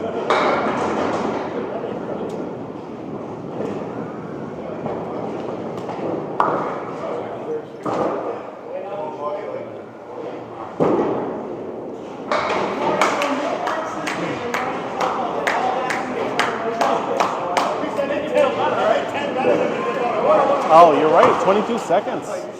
Yeah, I haven't seen him at all tonight. I think Moose is somewhere around 285. I assume you mean the balls. 2 pounds, 4 ounces to 2 pounds, 7 ounces. We had for finals, if these numbers are correct, 527 to 469. The last game with a 58 pin advantage. So.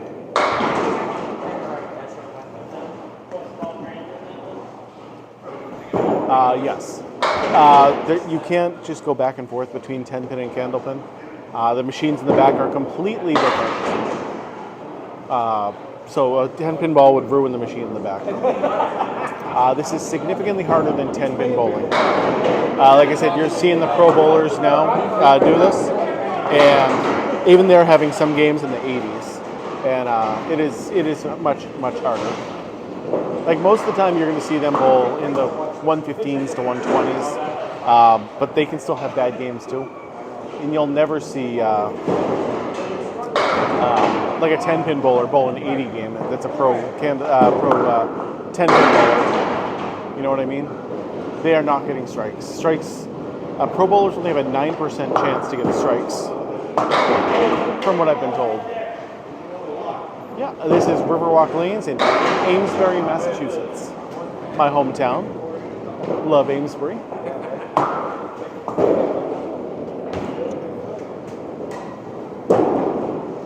The pins are 12 inches apart from each other. And the pins are also 12 inches long. So that's an easy way to kind of figure it out. It doesn't look like they're that far apart from this far away, but they are.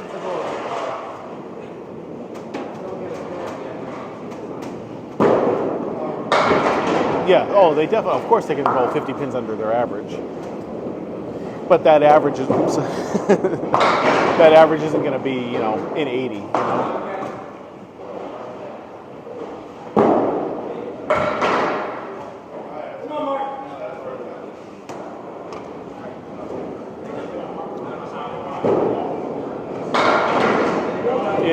It is a very, very fun game. It is also a very, very frustrating game. But it's so much more interesting than 10 pin, because it's not all about the strikes. It's about making your spares and stuff. It is possible to get a strike, yes. One of these two guys will throw a strike for you right here. See what I can do to get them to throw a strike. Yeah, that was a good ball right there. Definitely could have been one. Yeah, he's way off on that one with the half Worcester.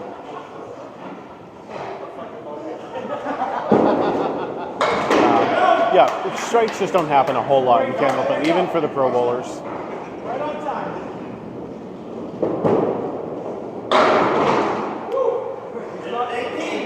Yeah, from everything I've been told, to convert your 10-pin score to Candlepin, basically you just want to cut it in half. And that's how you would figure out what you would be in Candlepin if you did it more often. So you'd probably be about a 95 average bowler.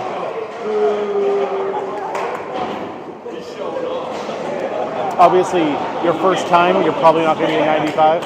That's if you did it consistently. Yes. Yep. You get to use the wood that it stays on the lane. We don't clear the deck. You get to use that to make your spares and your 10s. Most of the time it's a help, but other times it can be just a huge roadblock right in the way. Oh, come on, one more. Generally, yeah, you still want to hit basically the head pin on the left or right side. So you want to try to hit the 1-3 pocket or the 1-2 pocket, but not like the side of the pins like they do in 10 pin. Basically, everything's a straight fastball, so basically you just kind of want to hit it just a little off to the side of that head pin.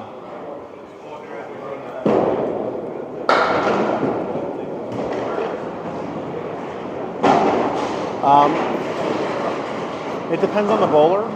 I would say Chris is probably somewhere around 40 miles an hour, maybe a little faster. Shiner maybe a little bit less than that, but probably both around 40 miles an hour. These guys throw it real fast.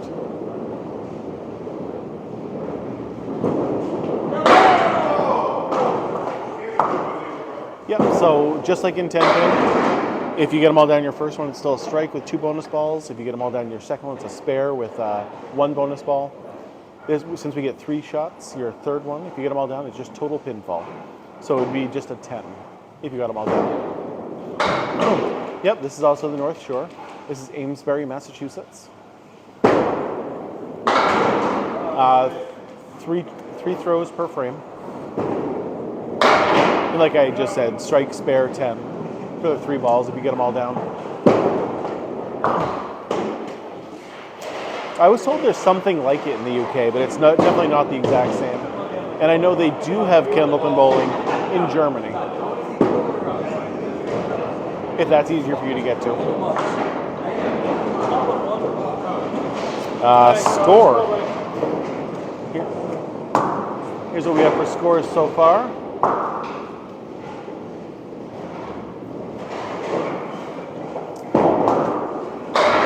And for totals for the night, we have Lafayette up by about 55 pins coming into this game. Wow, nice shot from JT. Yeah, any questions you have, more than happy to answer. The more questions you guys have, the less I have to come up with for other things.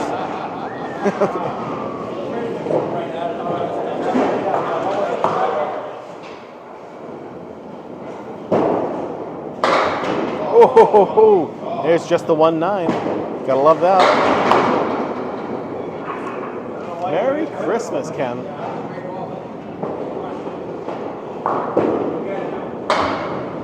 I am not bowling tonight, Zach. Nope. This is the pro bowlers. I'm just here watching, same as you guys. Oh, and just kind of hanging out watching. Yep, correct. Just a straight fastball, no curves. Curving slows your ball down, and you really want to throw the ball not as hard as you can, but as hard as you can accurately. Welcome from Vegas. I used to live right outside of Vegas in Pahrump, Nevada, long ago.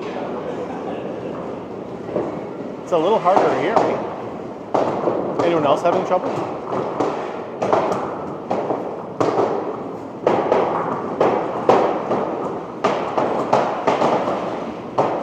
Yeah, Riverwalk's a great bowling alley, so that's awesome that you've been here. I've been bowling in this place since it was Lafayette lanes back in the day.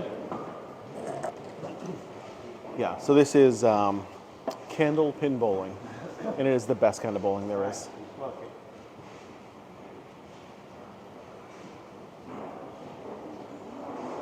What's going on, Shaza? Nice seeing you again.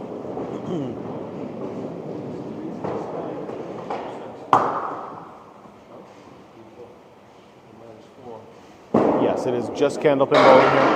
There's 8 lanes, all Candlepin. In this area, you're going to find mostly just Candlepin lanes.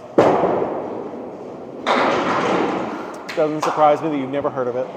It is very much a niche sport found only here in Massachusetts, New Hampshire, Maine, and Vermont.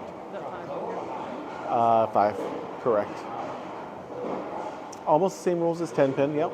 The only difference really is obviously ball size, pin size, and we get 3 throws. And we get to use the wood to make our spares and 10s.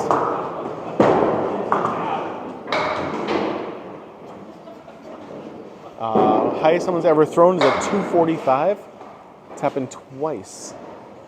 The perfect score would be a 300, but it's never going to happen here. Pins are made out of like a hard rubber, plastic type thing. Yeah, this is a travel league. The pros travel from place to place. The home team is the Lafayette team, which is in the gray shirts, and the visiting team is Central Park 3, and they're in the blue shirts.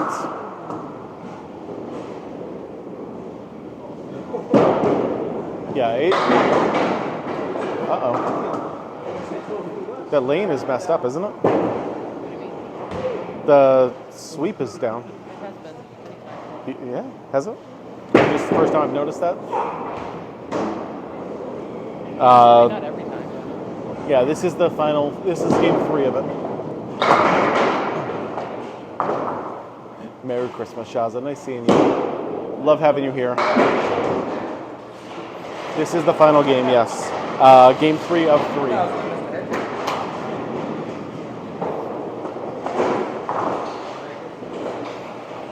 I love that you're doing the research for everybody else. That is awesome. Thank you. Come on, John, let's go, buddy. Not duckpin. This is called Candlepin.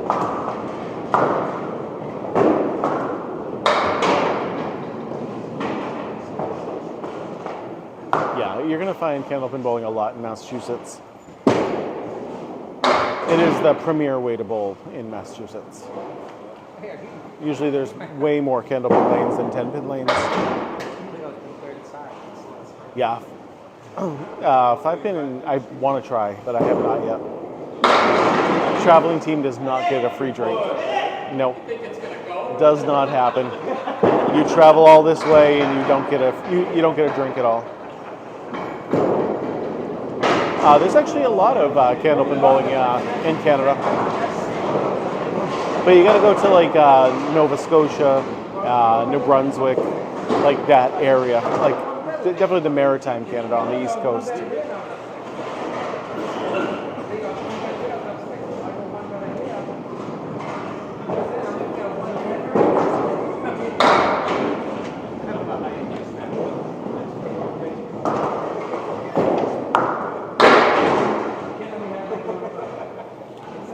Yeah, I know in Moncton there's one, because that's where the World's Tournament just was this past November.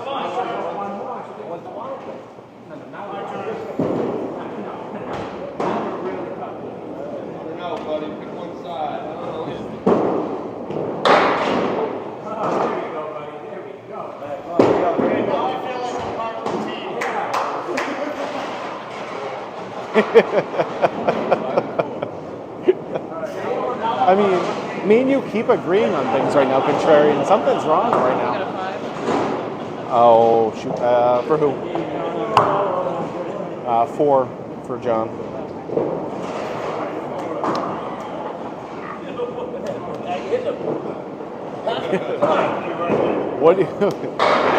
What do you have for a question, contrary? For 806 Ghost? I'm pretty sure, contrarian, this will be his first and last year.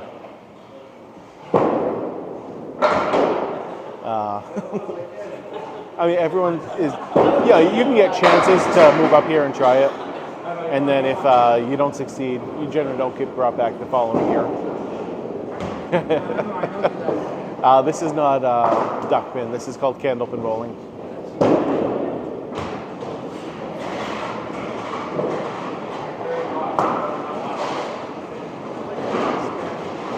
I mean, I personally think that I'm better than him.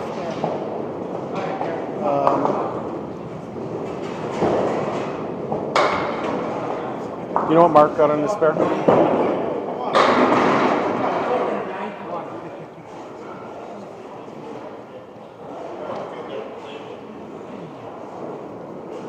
There we go. 8. Yes. No? Can't do math. Oh, 2. Yep. Yeah. 7 to 19, that's 8. Oops. All right. Sorry. I am not bowling today, Ghost. I'm just here watching everybody. Scoring is almost the same as 10 pin. With the first ball still being a strike, second one still being a spare, third one being just total pinfall. Yeah, I'll bowl on Tuesday. I missed a question. I'm sorry, I was helping the scorekeeper for a second. This is the pros bowling, yes. These are going to be the best men bowlers. This is a travel league, so you'll see some really good bowlers and some just regular good bowlers. 300 has never happened in this game. No. So we usually start about 7:30 and finish about 10:30. So it's about an hour per game. I do. Yeah, I know I do. I definitely showcase it a lot to a lot of people, and I go live a lot, so a lot of people get to see it.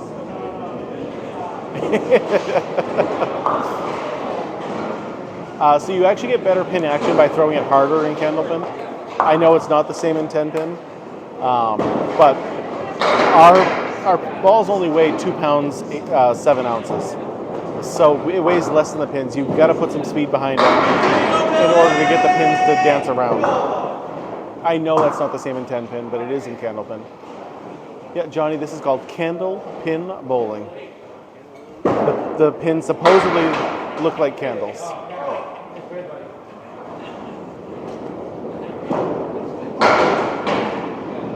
Like I said, if I missed a question, just feel free to ask it again. I'm not trying to ignore anybody. See, that's what happens, Lee, when we allow Contrarian to watch. Yeah, strikes are not really a big thing in Candlepin bowling. Pro bowlers only have about a 9% strike rate, from what I was told. This game is extremely hard, yes. Pro bowlers only average about a 115 to a 120. Very hard to get a strike. Hey, look at that. Sean threw one, though. I say it's hard, and then he throws one. So. We told you to throw it harder. It's working. Yeah, so if you knock them all down in your second one, it's a spare, just like in 10 pin, with 1 bonus ball. If you knock them all down in your third ball, it is just total pinfall. So no bonus balls at all. It would just be a 10.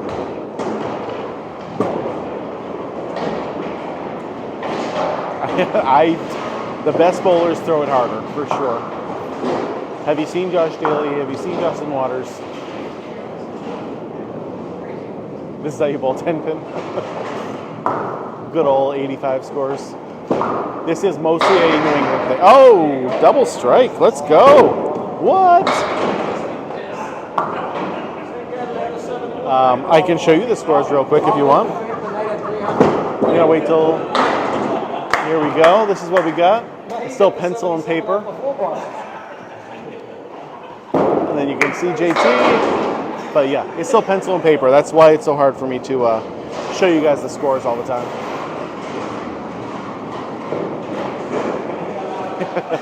I am a semi-pro. I'm like that one level below the pro bowlers, where I could fill in this league, but I wouldn't be a weekly member of this league. So they just finished up the 4th frame. We got 6 more frames to go for each bowler.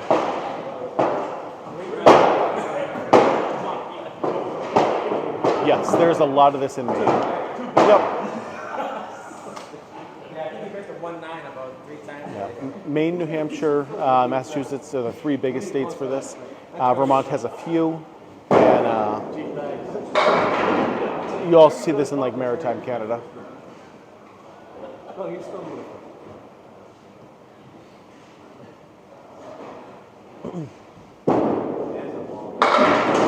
95 average in Candlepin or 10 pin? Yes, they do paper and pencil still here. I would say most, like when I throw the ball, I throw it between 32 and 34. I would assume most of these guys throw it about that same speed.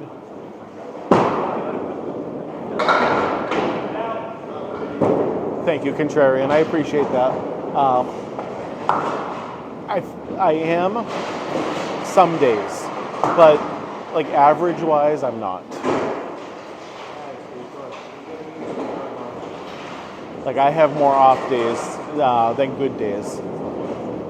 I wish you had this in Michigan too, but we got to find someone rich who's going to help make some new machines for us to start growing this sport into other states. My high score is a 168. Yay! Strike! Way to go! What a shooter! Let's go. The other day at the tournament, I averaged. I averaged a 105. I literally hit my average almost perfectly. I think I was like 2 pins below my average for all the for the whole entire match. So I hit my average 105. We got no snow so far this year. We had massive rainstorm recently that literally destroyed roads, knocked power out. My neighbor's fence fell down into our yard. Yeah, Bowmore machines are no longer made, which is why we back to back again. That's why we need someone new to make some new machines. Oh, what a shot for Moose. There you go, Contrarian. He said that one was for you. Oh, almost.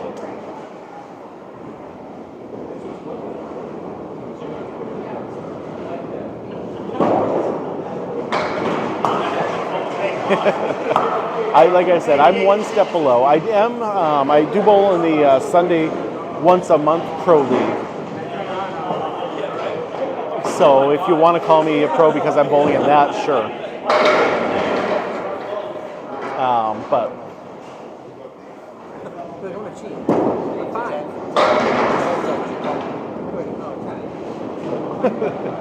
it is not. It is not the same as duckpin. No, this is a different sport. Not entirely. They're both bowling, but it is a different sport.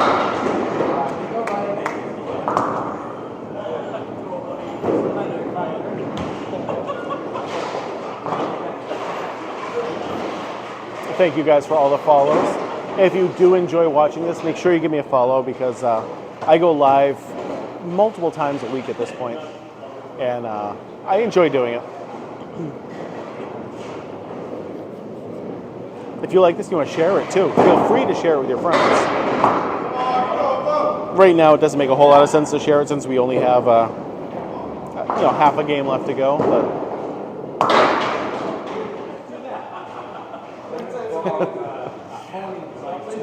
yeah, White Christmas is nice, but I'm perfectly okay with no snow on Christmas.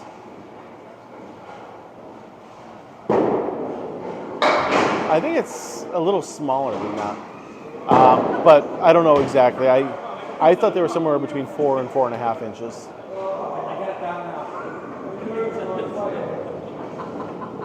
It can just be cold with no snow.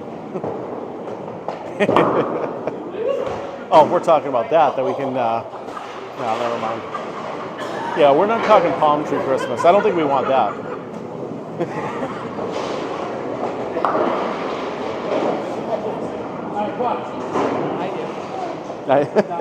Never mind. Mrs. Magic says she wants a palm tree Christmas. It's not going to be you though. We're not going to stay right now. Oh, come on. Maybe next year. Maybe next year we'll do a palm tree Christmas.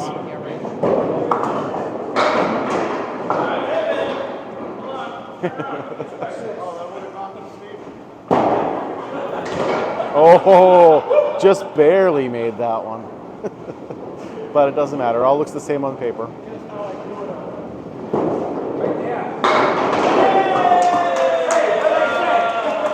You get 3 shots per frame. First one is still a strike, second one is still a spare, and third one is just total pinfall. No bonus balls at all. Give me some cruise. Give me a 350. Right? You need a power chair.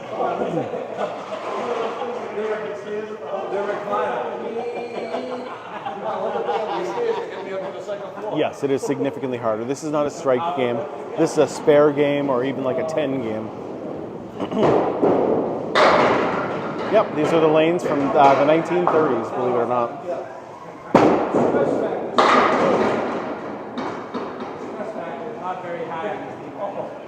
my grandfather used to work on these lanes back when he was a kid, a long, long time ago.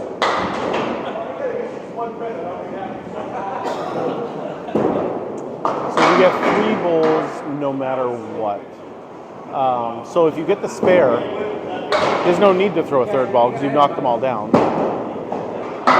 So that third ball would just come as your first ball in the next box. Same as like in 10-pin. Victor, this is called Candlepin bowling. It is the best kind of bowling there is. This is on TikTok. Oh, TikTok? Yeah. Yeah, we got 550 people watching right now. Wow, good game. Yeah. It's done pretty good. Yeah, that's good. Yeah. Damn good. Trying to get the game out there more. Yeah, no. I hear you. Mm-hmm.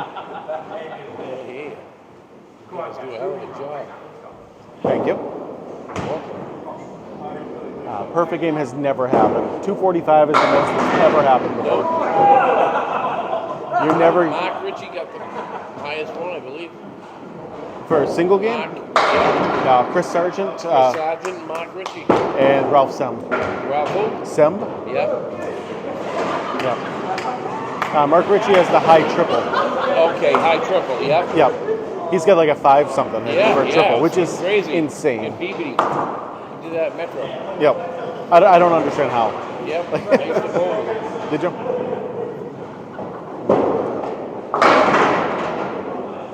JT's on the head pin at least.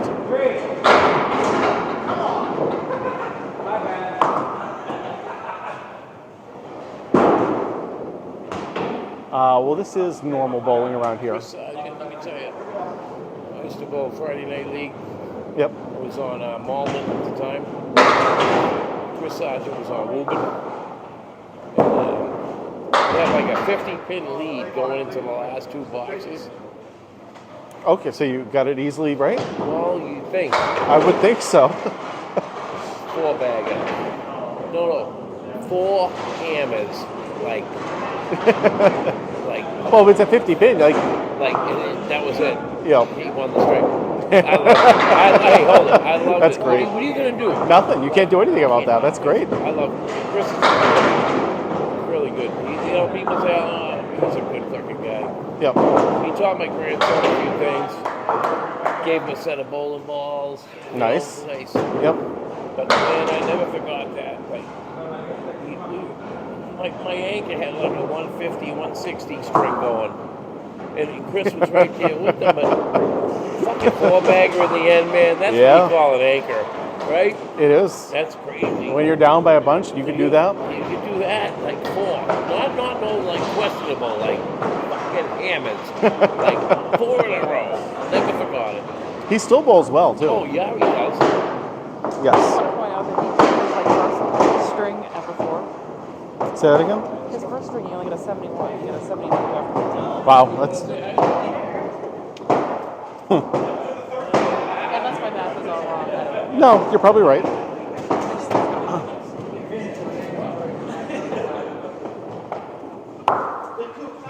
Hi guys, I'm back. This is Riverwalk Lanes in Amesbury, Massachusetts. Duckpin bowling is not the same as Candlepin bowling. Duckpin pins look more like 10 pins but shorter, and their ball is bigger. And we get to use the wood to make our spares. Sorry, contrarian. What's going on? Miami, Florida. I don't want to say that too loud. The wife will get jealous.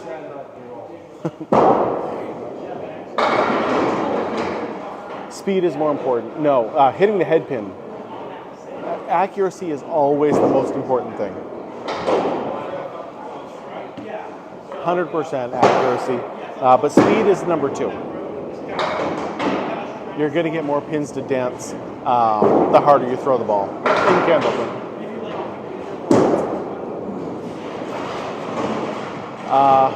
I'll come back to that. So there is no spin on the ball, really. Like there is, but it's nothing we focus on. Why are the pins on the outside? Great question. So this is an old school bowling alley, and way back in the day, it was always on the outside before pin setters were made. And basically because the kids that would set the pins up in the back just would put them on the outside every time. So that's the way the ball returns were. Oh, nice shot from Steve.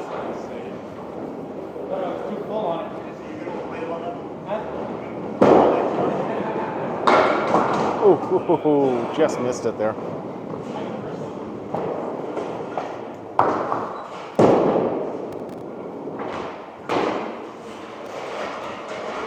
It is very, very fun to play. It is very frustrating, but it is a very, very fun game.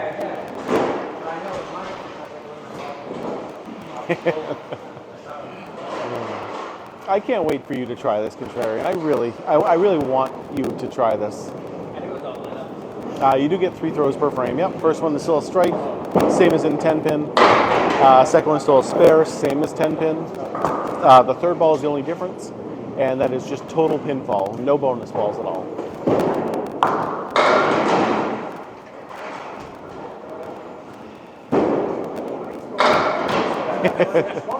I mean, you can curve the ball. It is possible to do. You'll see a lot of people who just naturally do it with their hand. It's just not always good. Oh, nice shot, John.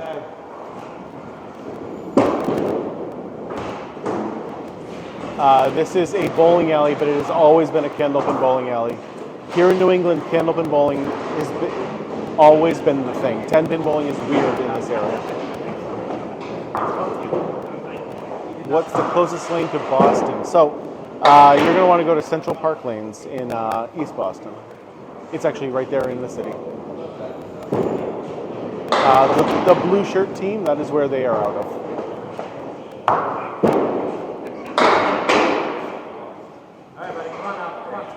Well, you'll notice in 10-pin, when the ball really starts curving is when it's on the actual lane, not on the oil. So, because when it's on the oil, the ball is still spinning, but it's not curving. Once it actually hits the actual wood, is when it starts curving. I don't know if you knew that or not. This is a league, yes. Maestro, you don't have to yell. This is a travel league. So the blue shirt team, although right now the home bowler is in a blue shirt, but the gray shirt team is the home lanes, and the blue ones are the travel ones.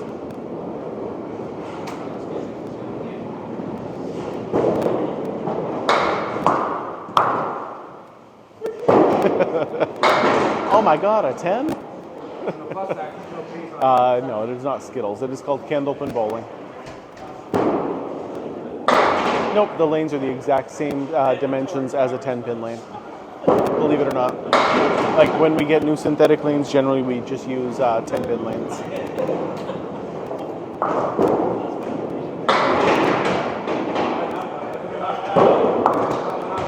Well, the whole answer me now thing is what they're talking about, Maestro. No, there's no oil on these lanes. Just straight wooden lanes.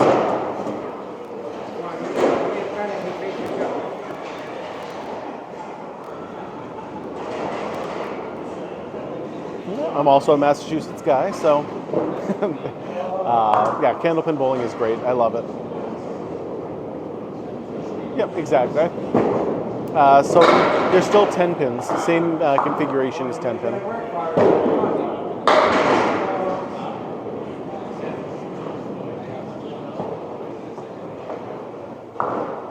I don't know if I ever went to a vacation ride. Worcester, Mass. Worcester. We've seen plenty of half Worcesters here today. A little too many.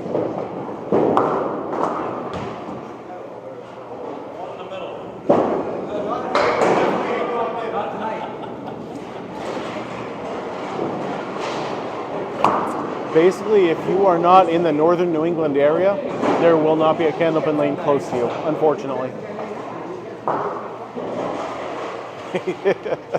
sparks. Like, it works, I guess.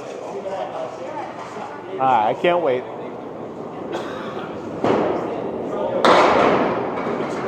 Wow, that pin came flying back.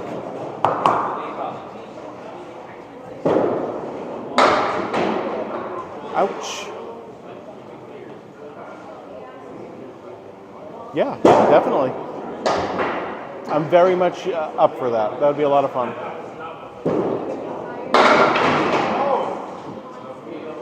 I've had a few people come up to Academy Lanes and I'm bowling on Tuesday nights just to meet me. I thought that was super cool. I felt like a celebrity.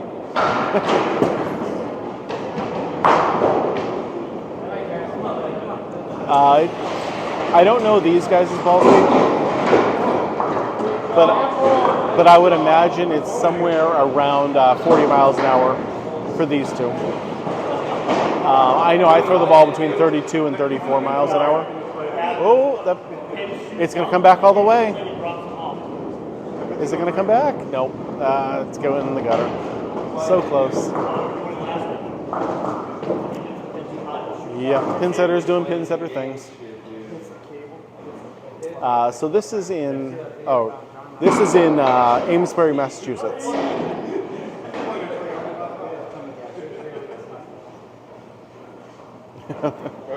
Yeah, every once in a while that happens. Just for some reason it releases them too early. I'm sure there's an actual reason for it, but I don't know what the reasoning is. So she's back there, she's going to check it out, fix whatever needs to be fixed. Usually it's just a simple like clamp or something. Yeah, Amesbury.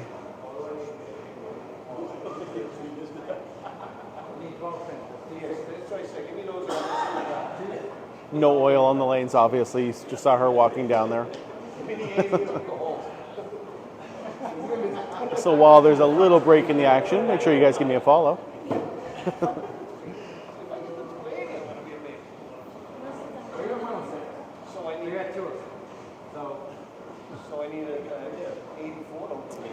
So basically, the reason you see all those marks down there is the ball dropping beforehand when people don't really put it out there.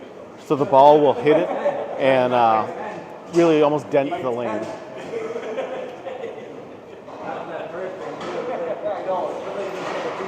Oh. There we go.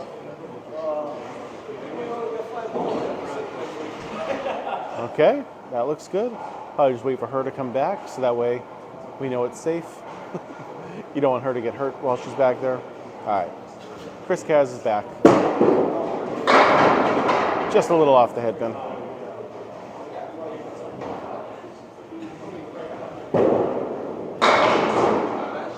Icing the bowlers, not very fair.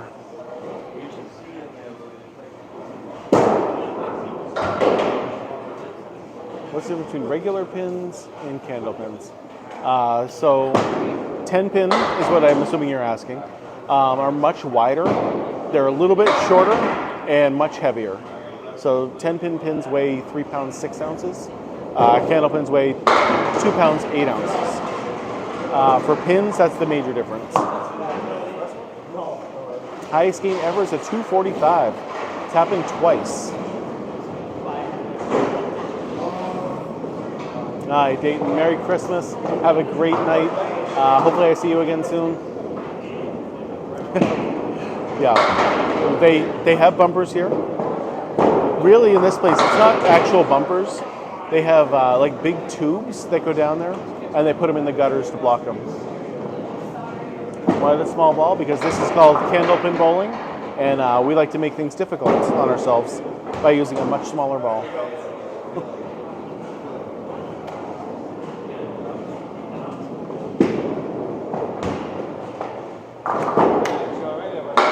JT's just a bit off right there. Nice 7 though. Yeah, so for completed scores, so far we have 82, 69, 68, 85, and 96 for Team Lafayette. 74, 74, 80, and 73 for Central Park. The ball can weigh anywhere from 2 pounds 4 ounces to 2 pounds 7 ounces. Most people who own their own balls will have 2 6s or 2 7s. Spin is not really a thing in Candlepin bowling. Generally, it is a hard, straight ball that does the best.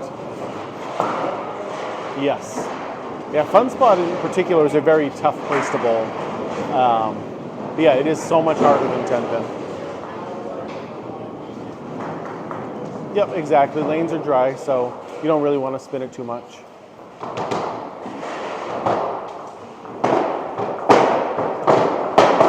Yeah, actually, I made a video relatively recently. I threw a 106 half maybe like a month ago, and so I posted that. Strikes are pretty rare. Pro bowlers only throw them about 9% of the time. I have broken pins in the past, but these pins are pretty resilient. I've been told Candlepin pins can last anywhere from 10 to 15 years.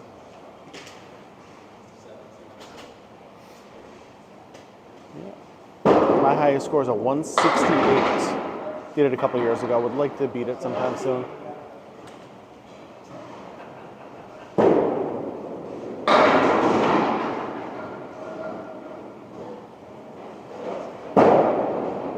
Whoa, what a shot. Wow. Not the way I would have played it, but it works. Oh, wait for it. Maybe? Does it have enough speed on it? No.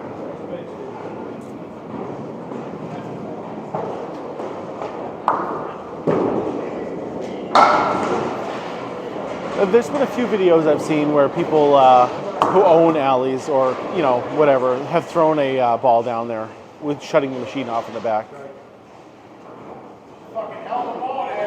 That wasn't Moose. No, that was Peter.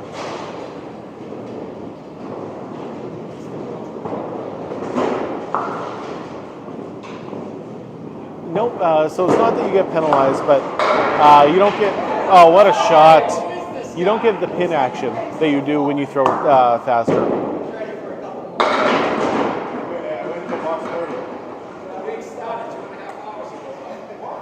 Yeah, a lot of people like 10-pin bowling. It's a lot easier, and people like getting those big scores. But, you know, in my opinion, oh, what a shot. Making your spares and trying to do different ways is just so much more fun. So both guys are now filling in their marks.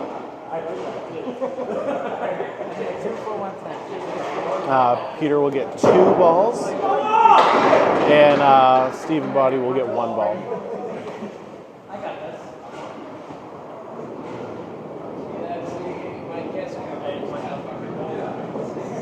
Steven's got a 108 plus 5, so 113. And Peter Penny. Wow.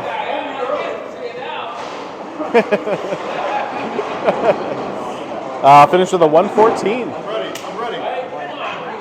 Hey.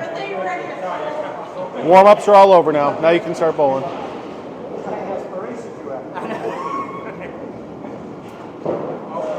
It is very, very niche. My guess is here and he starts bowling, huh? I like it. Oh!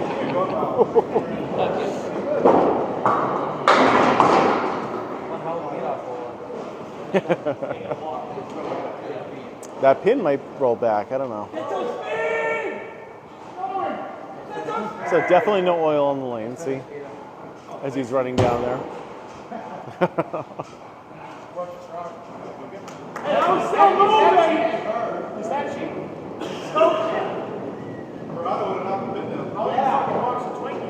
Yeah, duck pin's niche too, but this duck pin is definitely more around than Candlepin for sure. No, I never did that. No CGI here. I am not that good with computers. I don't think I could do a CGI.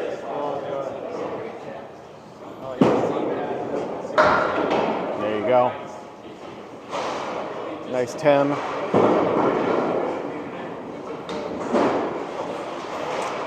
Okay, we're down to our final 7 frames apiece for each team.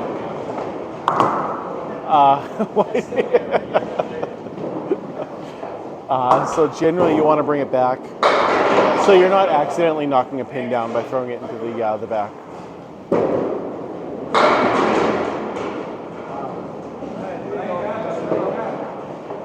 Like if you threw it down and accidentally knocked a pin down, I don't even know how the scoring would work on that. Oh, nice shot. And since you said answer me now, I had to make sure I answered you, you know?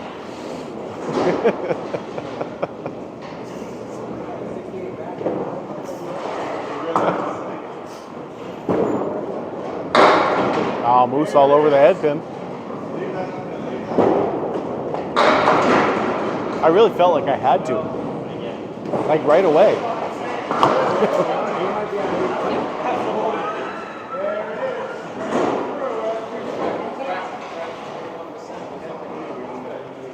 So John finished with a 105. And Moose finished with a 98. Merry Christmas, user. You got to get a real name. I can't. I got to know who I'm talking to. I can't just say user. That's weird. But Merry Christmas to you. So basically, you want to hit the head pin just a little off to the left or right.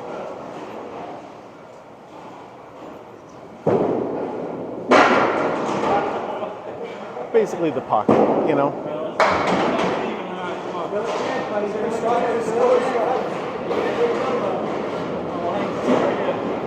Merry Christmas, Shayna.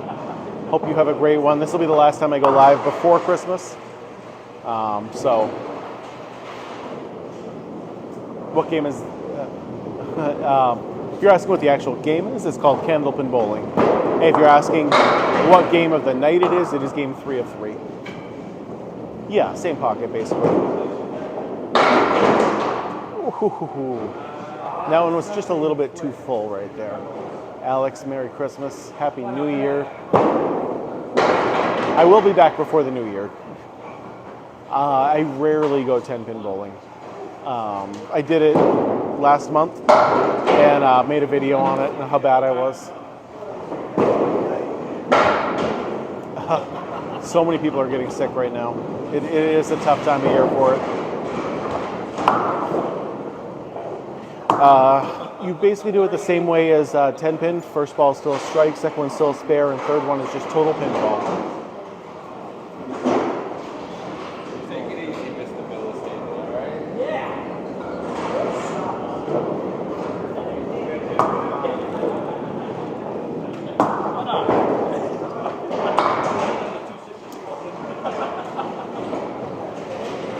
Good evening, JD Mods. What's going on, buddy? Merry Christmas. Nice seeing you.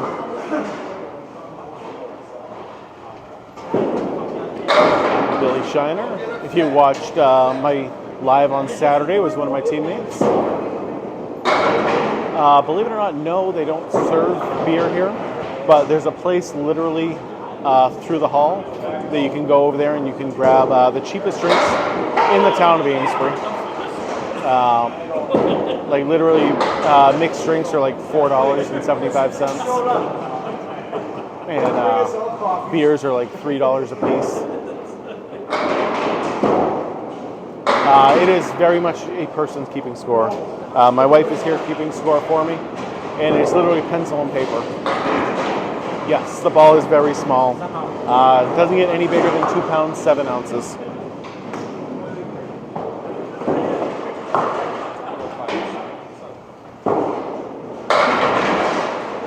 All right, Lee, have a Merry Christmas.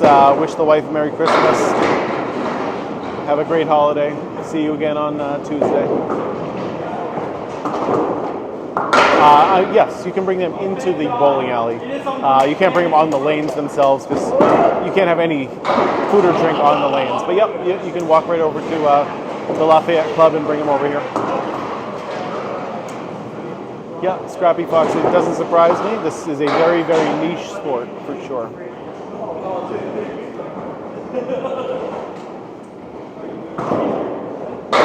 Oh, come on. There's a half Worcester. That's a 2 for a 105. And Billy got A 110. Can I see this for a second? Just show you guys what we're doing. Food here is just snacks and stuff only. Justin, I don't know what school we went to. Yeah. Where'd you go to school, Bob? 102 plus 8. So literally pencil and paper here. Deb, how are you? No food here other than like chips and snacks and stuff. Yep, still strikes and spares. First one still a strike if you get them all down, spare on the second ball. Third ball is just total pinfall. Yes, it does feel like very, very low scores. She does have fantastic handwriting, doesn't she? They love your handwriting.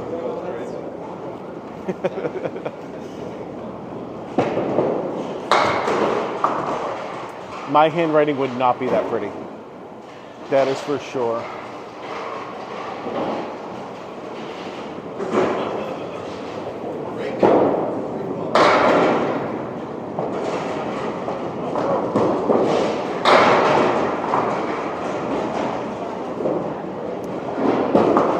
Yeah, this game is significantly harder than 10 pin.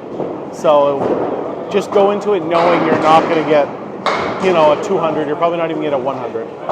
I'm not bowling tonight, Rain. No. I'm just here watching it. So basically, I've heard of people throwing 45 to 50 miles an hour, but that is ridiculous.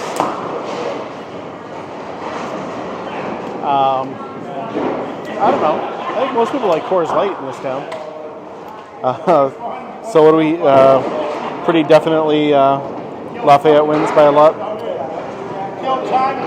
Yeah, it looks like Lafayette wins by a bunch. Best score of all time is a 245. But anyway, guys. Okay, the red light on the lanes, that is just saying that everything's getting reset. The lanes are getting reset. But anyway, I am heading off now. So I want to thank everybody for showing up today. If you guys sent me a gift, I really, really appreciate it. If you guys shared the live or gave me a new follow or something like that, thank you all so much. Just for being here, honestly, thank you. It's been great having all you guys here all night. I won't be live again until next Tuesday. So until then, Merry Christmas. Have a great holiday. I will see you all next week. But for real, have a great one. I'll see you all later.